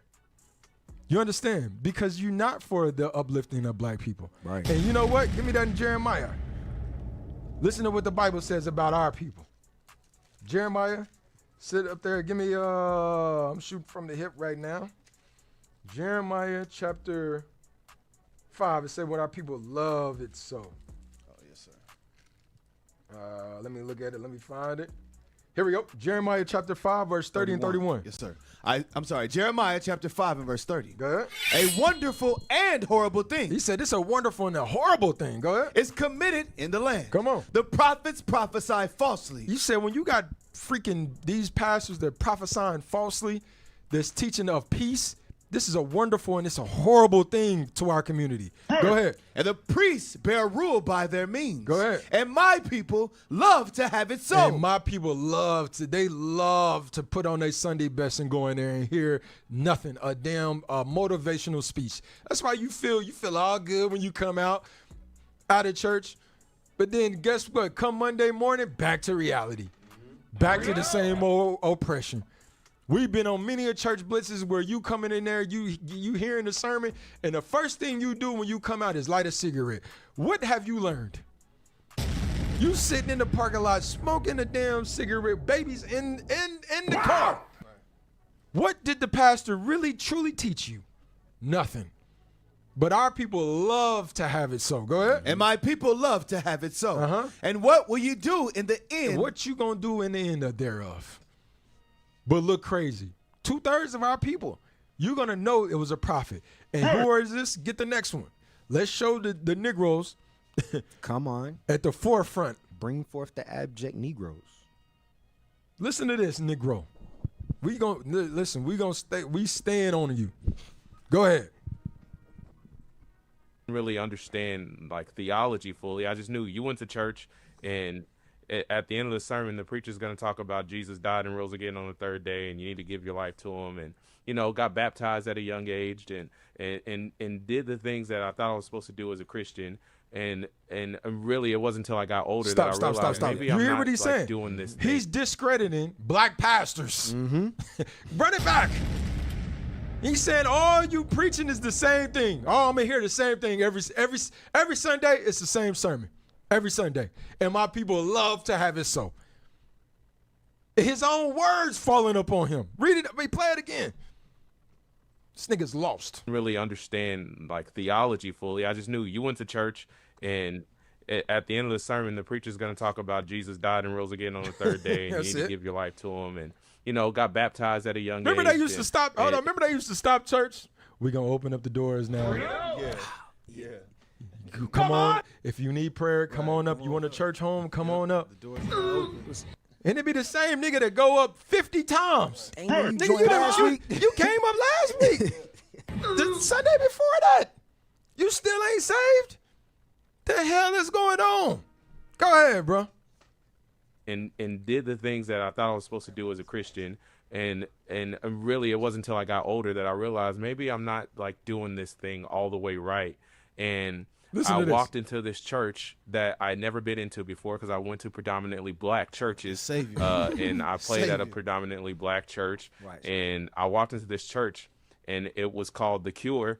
And it had a white pastor who, I thought he was like Mexican or something. He's a real white pastor. He's gonna turn around, yeah. And there was like, literally, you walked in, and it looked how I envisioned heaven is going to look. Oh, my God. Every single race there. Oh, my God. Abject Negro. Because there was nothing but Edomites there. Right. He said, bro, when I walked in, I seen the pearly gates. Right. I seen sapphire. This is heaven. Hey, what they say, what they say, if you saw the white man on Sunday, you didn't have to go to church. Yeah, it's back in Africa. Said if you on the way to church and a white man come walking by you, turn around because you already seen Jesus. You can't make it up. Yeah, you can put that up there. Cap, he said at first I thought it was a Mexican. He paused for a second, like, hold up. Yeah. Oh, okay, he white. Okay. It's safe. It's safe. This nigga, man, I'm telling you, bro. This is what he said. This is why, I'm sorry. I got to end. This is why 2/3 of our people got to go. They got to go. Not all Israel is Israel. The Negro said, I walked in and seen Esau, Edomites, and I thought I was in heaven. Wow. Cap, he didn't say he heard. He didn't say he heard a message. Yeah, not he a didn't hear sermon, nothing. Not a He just said he looked. I looked. I saw the white man. I just looked, seen the white man, said I made Thank it. you, God. Take me. Take me to the king. You know the song they used to sing? Come on. Put that on the screen. It's up there. Look at this. Read this. My spiritual father. Happy birthday. This is all. Where is this in the Bible? Happy birthday to my spiritual father. Talking about the white man right here. My daddy. My daddy. Read that. I sat and thought for a moment today. And I'm realizing that you've been a part of my life longer than my actual father. Bro, this nigga hate nigga. He hate black people. I'm sorry, I gotta stop using the word nigga, but it's just in my vocabulary. Negro cap. The Bible uses the word nigga. I gotta use the word nigga. He hates black people, bro. He hates black people. You understand? He said, bro, you've been in my life longer than my father. The Bible sit up there and say, don't you go, hold on, watch this. Hold on. I'm gonna show you something. I'm gonna show you something. Give me the book of Sirach. Come on. Give me Sirach chapter 3, verse 12. Sirach chapter 3 and verse 12. My son, help thy father in his age, and grieve him not as long as he liveth. Hold on. What I want. Yo, verse 10. Is it verse 10? Did I start too low? Yes, sir, verse 10. Yes, 10. Sirach chapter 3 and verse 10. Come on. Glory not in the dishonor of thy father. Read that again. Glory not in the dishonor of thy father. Don't ever dishonor your father, bro. Don't ever dishonor your father. Don't ever think that's a glory. Oh, my father ain't ish. He wasn't in my life this. You know how Negroes, we come up and that's what we accustomed to because that's what we see. The Bible says don't glory in the dishonor of your father. You don't know what they went through.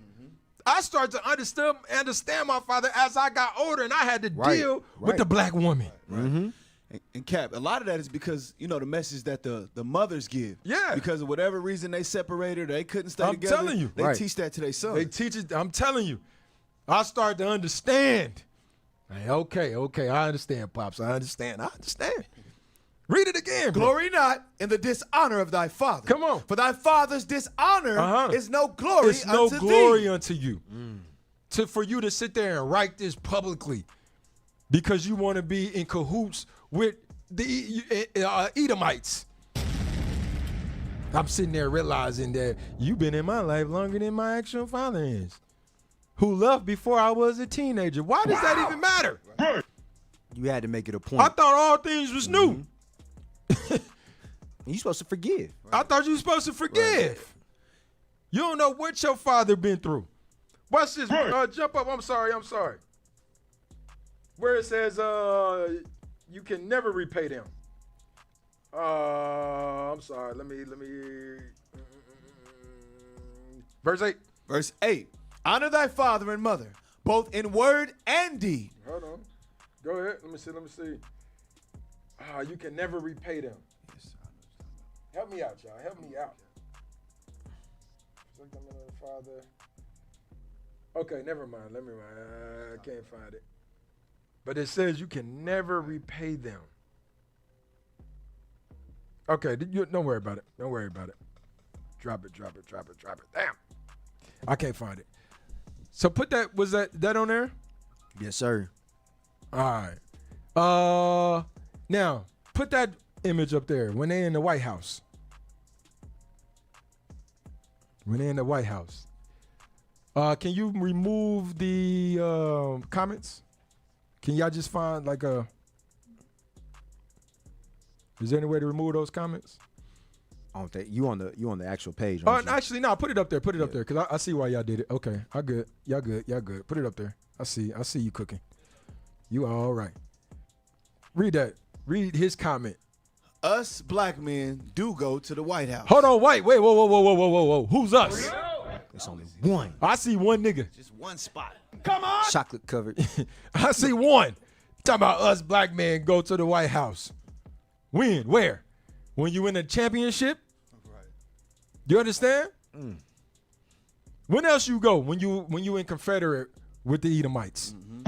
Who that same pastor was probably at that same prayer. Yes. Praying for you to be in subjection. I think that's the pastor, his father right there. Yeah, that's his spiritual father, but I'm talking about the one from earlier. Remember, he goes to the White House. Yes. Hey, Jonah, come on, bro. I knew you was cooking. You cooking with grease now, bro. Give me that Ecclesiastes 7. These brothers want to leave me hanging, bro. Ecclesiastes 7:28. Yeah, okay. Sirach chapter 7 and verse 28. Remember that thou wast begotten of them. And how canst thou recompense them the things that they have done for thee? You see this thing? It says, bro, don't glory in the dishonor of your father. Just remember. Read 27. Verse 27. Honor thy father with thy whole heart. With thy what? With thy whole heart. Don't be making posts discrediting your parents, bro. Discrediting your father, bro.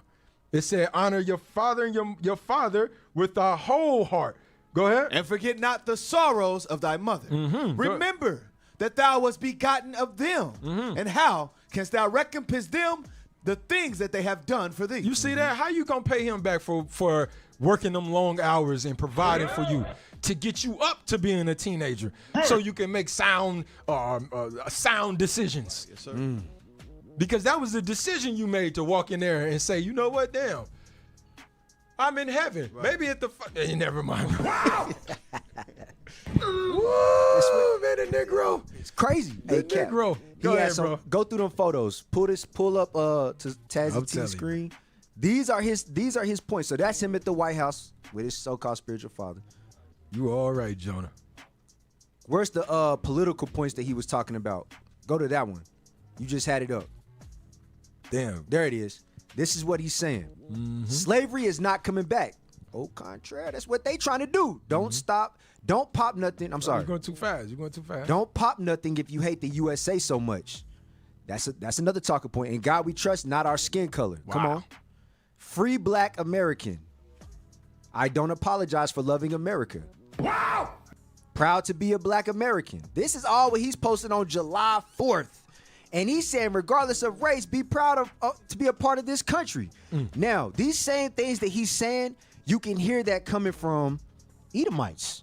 Edomites say the same. If you don't want to be here, other Negroes. You don't want to be here, go leave. Play the next one. You know the song, Proud to be an American. Play the next one. These Negroes, I'm telling you. My grandma used to say, Negroes and lost their cotton picking minds. They gone back. I never knew what that understand until I got older. You ain't lost your cotton picking mind. Come on, bro. Come on, get the next one. It should be Terrence Williams, right? Terrence Williams. Come on, man. I just shouted you out. Oh, okay. Go ahead. My bad. That's my bad. I'm looking at the wrong screen. My bad, bro. That's on me, bro. Jonah looking like it's there. Come on, play that. Watch this. Come on. So I'm not supposed to be doing this right now. According to Al Sharpton, he has instructed black people and black businesses not to celebrate America, not to celebrate America 250. Al Sharpton, shut up. I am so sick of this hate for America. If you don't like it, then leave. You have plenty of money to get to stepping, but you don't get to tell me that I don't have the right to celebrate America because I'm a black man and because slavery happened hundreds and hundreds of years ago. I was not a slave. I was not a slave. You were not a slave.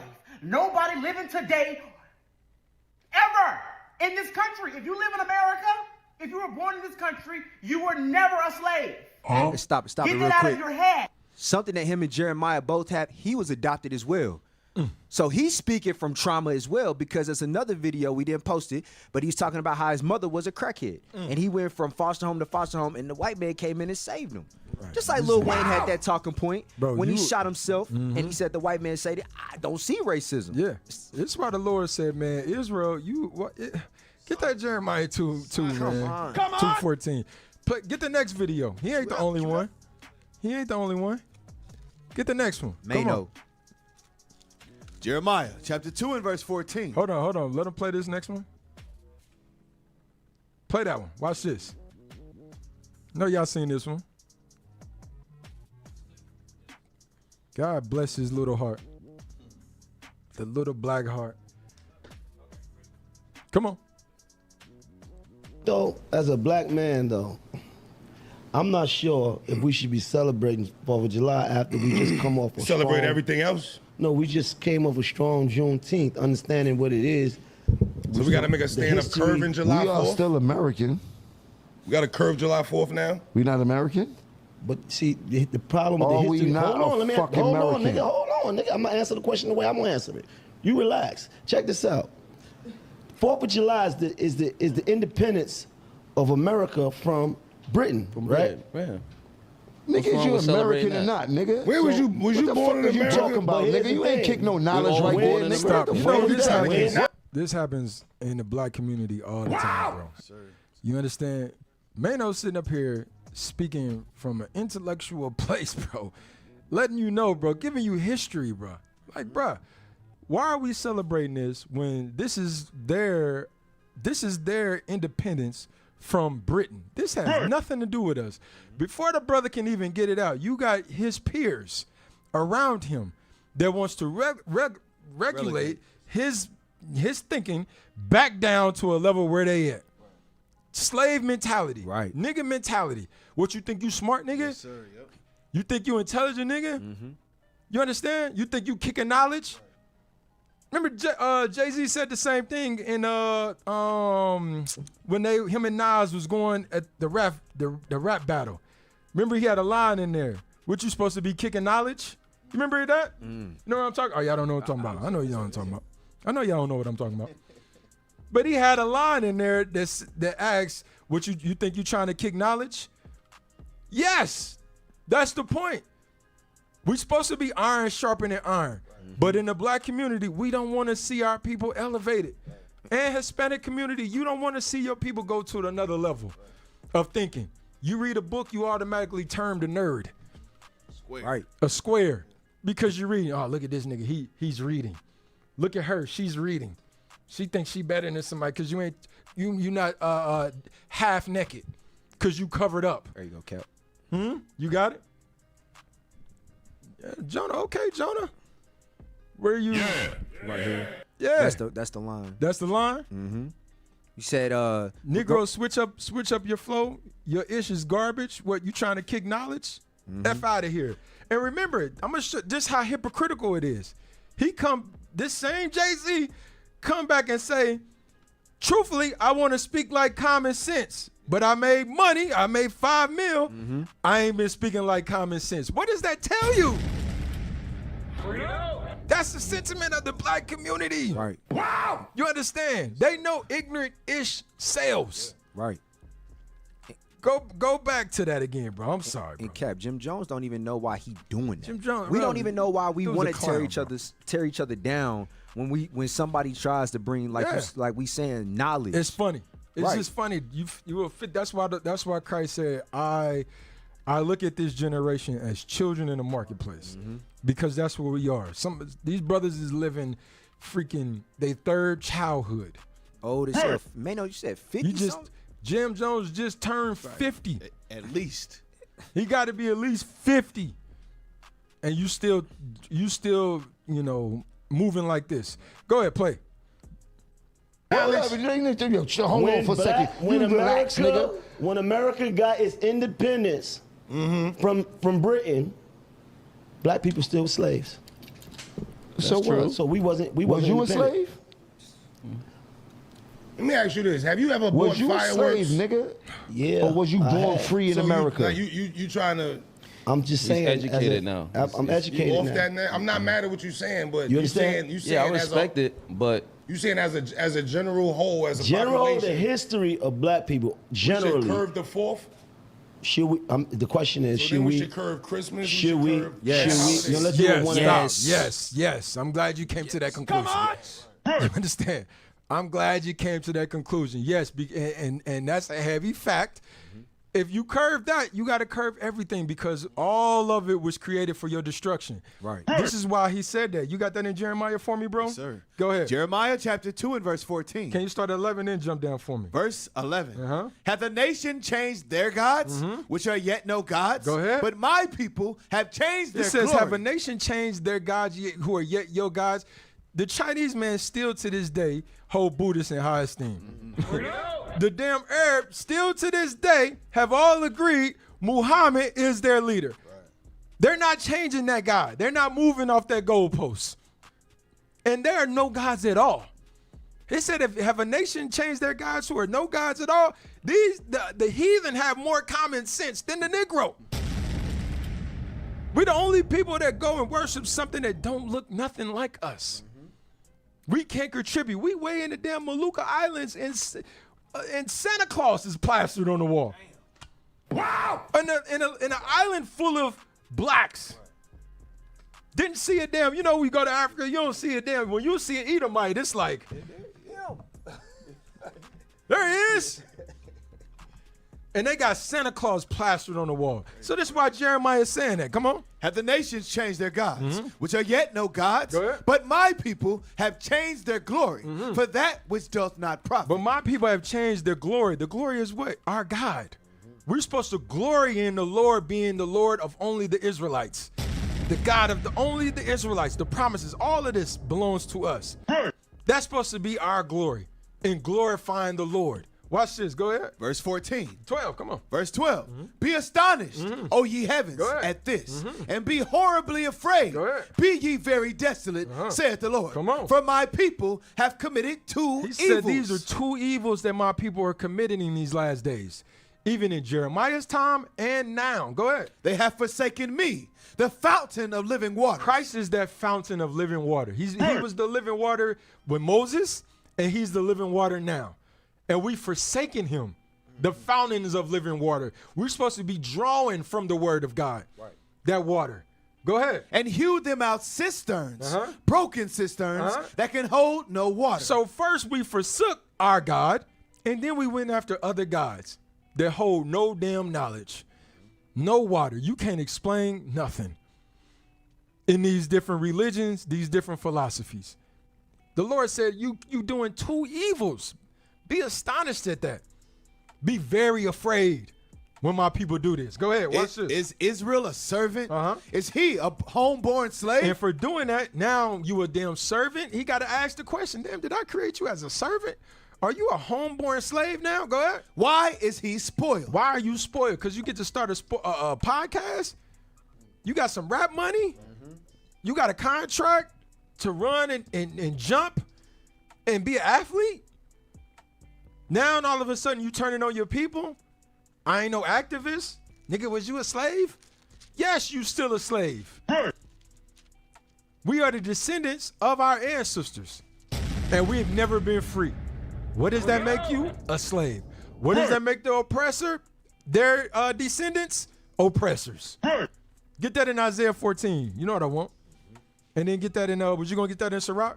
Give me that in Sirach 42.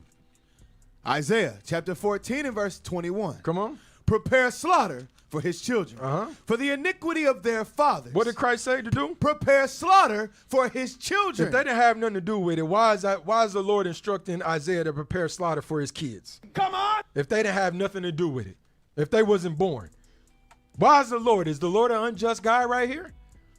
Is he wrong?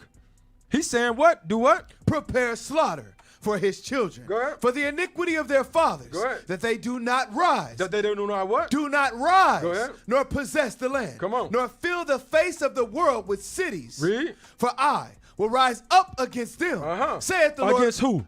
Against the children. Against the children. He said, I'm going to rise up against them. Go ahead. I will rise up against them, saith the Lord of hosts, and cut off from Babylon the name and remnant and son and nephew, saith the Lord. Why the Lord saying all that? Why he say he gonna cut off, I'm gonna rise up against the son, the nephew? Because ain't no new thing under the sun. Right. These are the same ones of old who put you in the chattel slavery, who put different things in front of you so you wouldn't advance here in America. Right. Why you think these other nations get to come here and they advance, they take off, and black people still at the damn line like we ain't heard the gun? Like something wrong with us. Like something wrong with us. Like we deaf.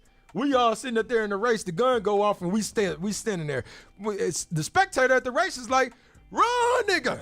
Why you ain't running? Why? Because they put so many things, Jim Crow laws, black codes, chattel slavery, apprenticeships. The highway system. You understand? The housing, redlining. You go on and on and on. Crack, alcohol in our community to keep you at the line, the finish line. I mean, at the start line. I'm sorry. At the start. Yep. You understand? This is simple. So the Lord said, I'm going to rise up against them. Get that in Sirach. Sirach. Chapter 41 and verse 7. Come 5:5. Verse 5. Go ahead. The children of sinners are abominable children, and they that are conversant in the dwelling of the ungodly.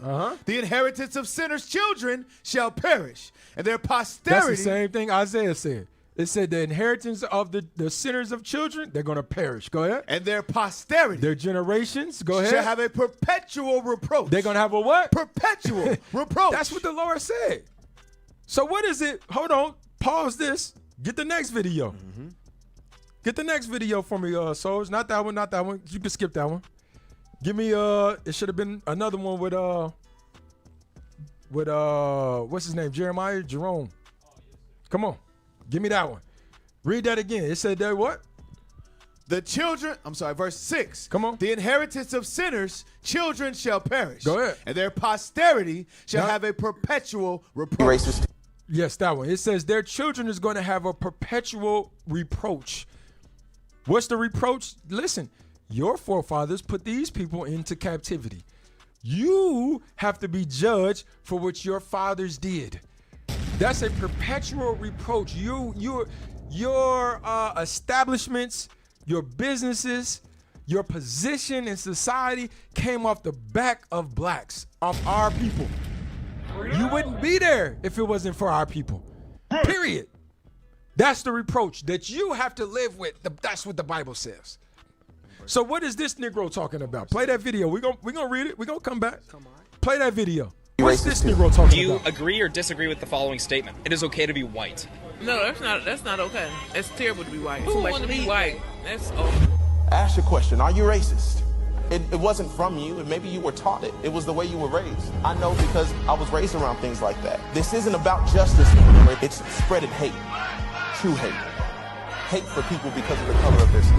Hate for people because they just so happen to be white. It's terrible to be white. Y'all not hearing me.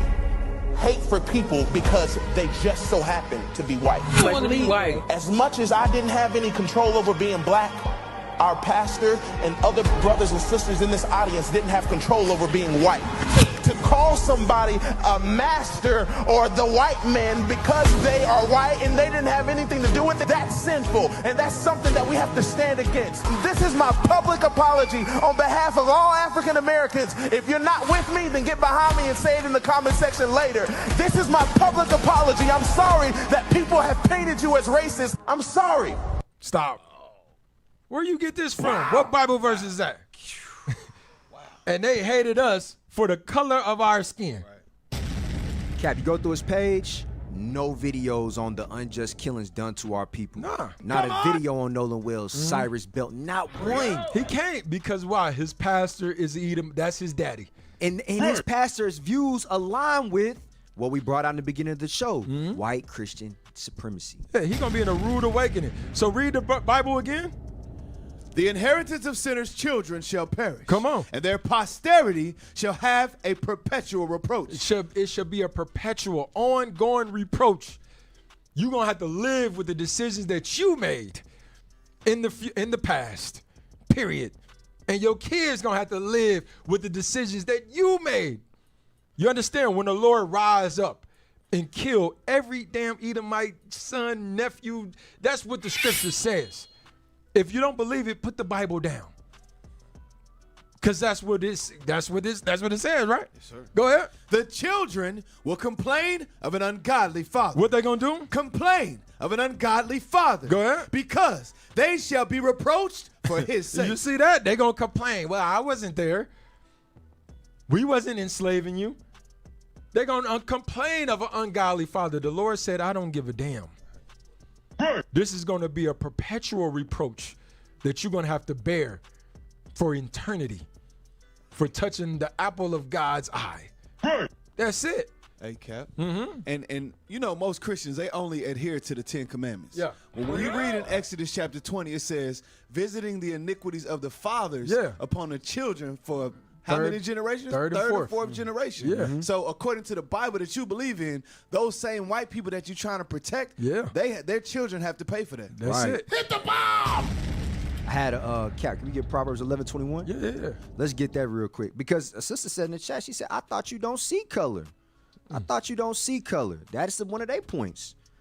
Go ahead, read that Proverbs 11:21. Proverbs chapter 11 and verse 21. Come on. Though hand join in hand, the wicked shall not be unpunished. So even though you sitting there making an allegiance, all these coons are making an allegiance, as you see on the screen, this other brother, Officer Tatum, even though you're making an allegiance, the wicked are still gonna be punished. Yep. You can't will, like it says in Romans 9, it's not of your will you can't will this man into the kingdom. You can't will this man to the mercy of the Lord. No. God created him for destruction. That's it. That's it. Hey, and then Officer Tatum, hey, put up his page. This what you was gonna pull up? Yes, sir. These Look are all. at this. Look at this Negro. Before you put that up, put up what I sent you, that screenshot. Let's see who Tatum is in support of. I sent you it. Screenshot. Is that it?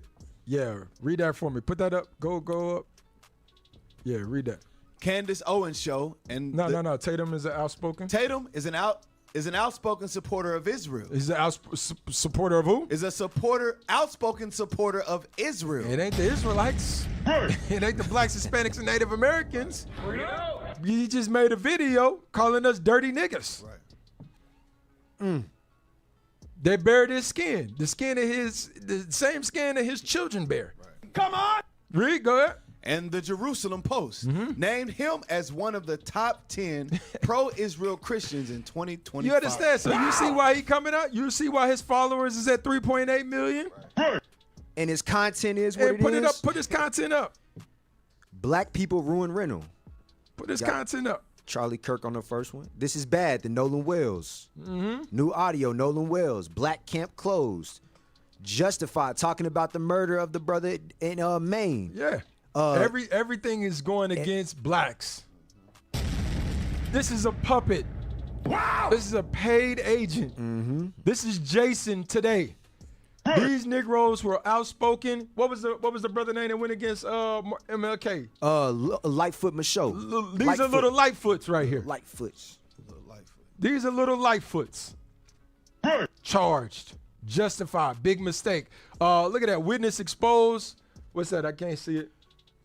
All the way to the right. Witness exposed. Witness exposes migrant trying to run over ICE agent.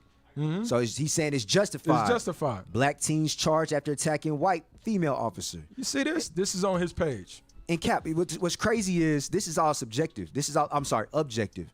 Because you go through the internet. Like you said, I could put 400 videos right now of black. But what about when Dylan Roof did what he did? What about all them Edomites shooting up the schools in Florida? What about Trump and them bombing over in Iran? What about those? You don't mention that. You don't mention those things. It's because we know who you back by. And these ain't your thoughts. Like it goes back to you are just a vessel for them to channel their thoughts to us, to our people. So all praise to the Most High, man. That's our time, man. All praise to the Most High, man. That's the good stuff, man. Good stuff. All praise, man. Lord's will, you got some edifying. We got to come out these damn churches, bro. We got to come out these churches. You understand? Come back to your glory, man, which is the laws. Which is the laws. It's not, religion just means discipline. Discipline. You understand? Being disciplined in the law.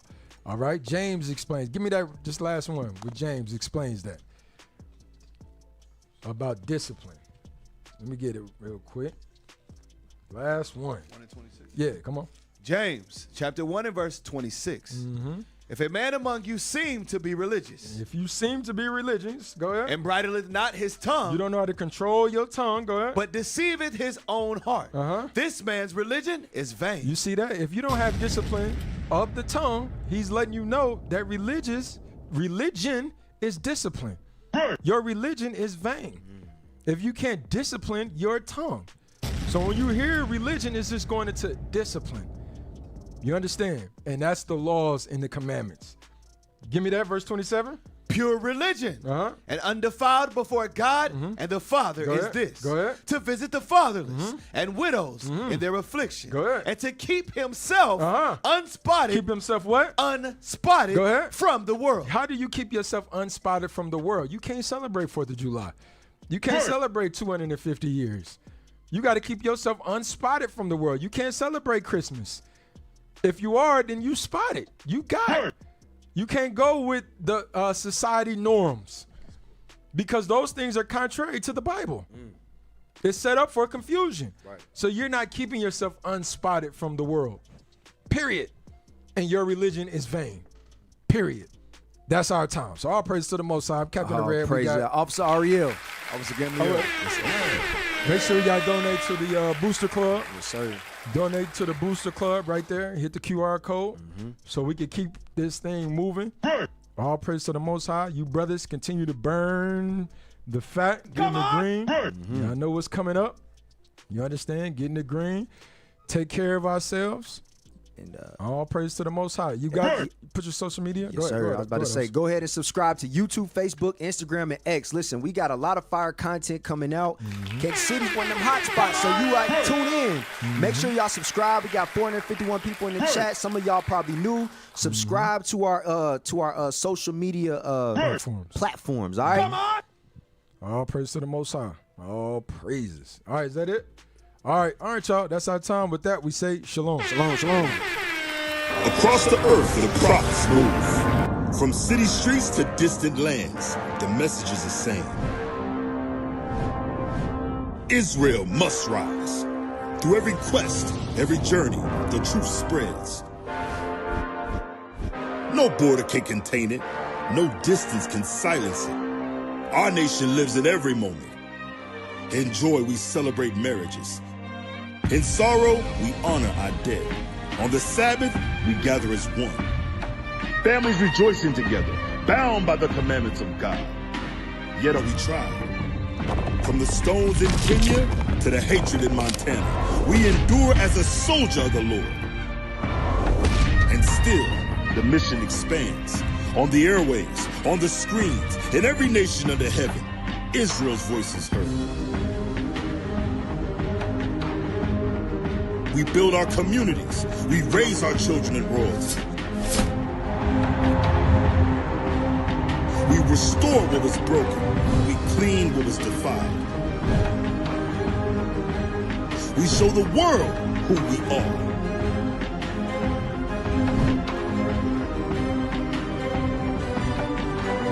This is Israel united in Christ. Nation in motion. Nation in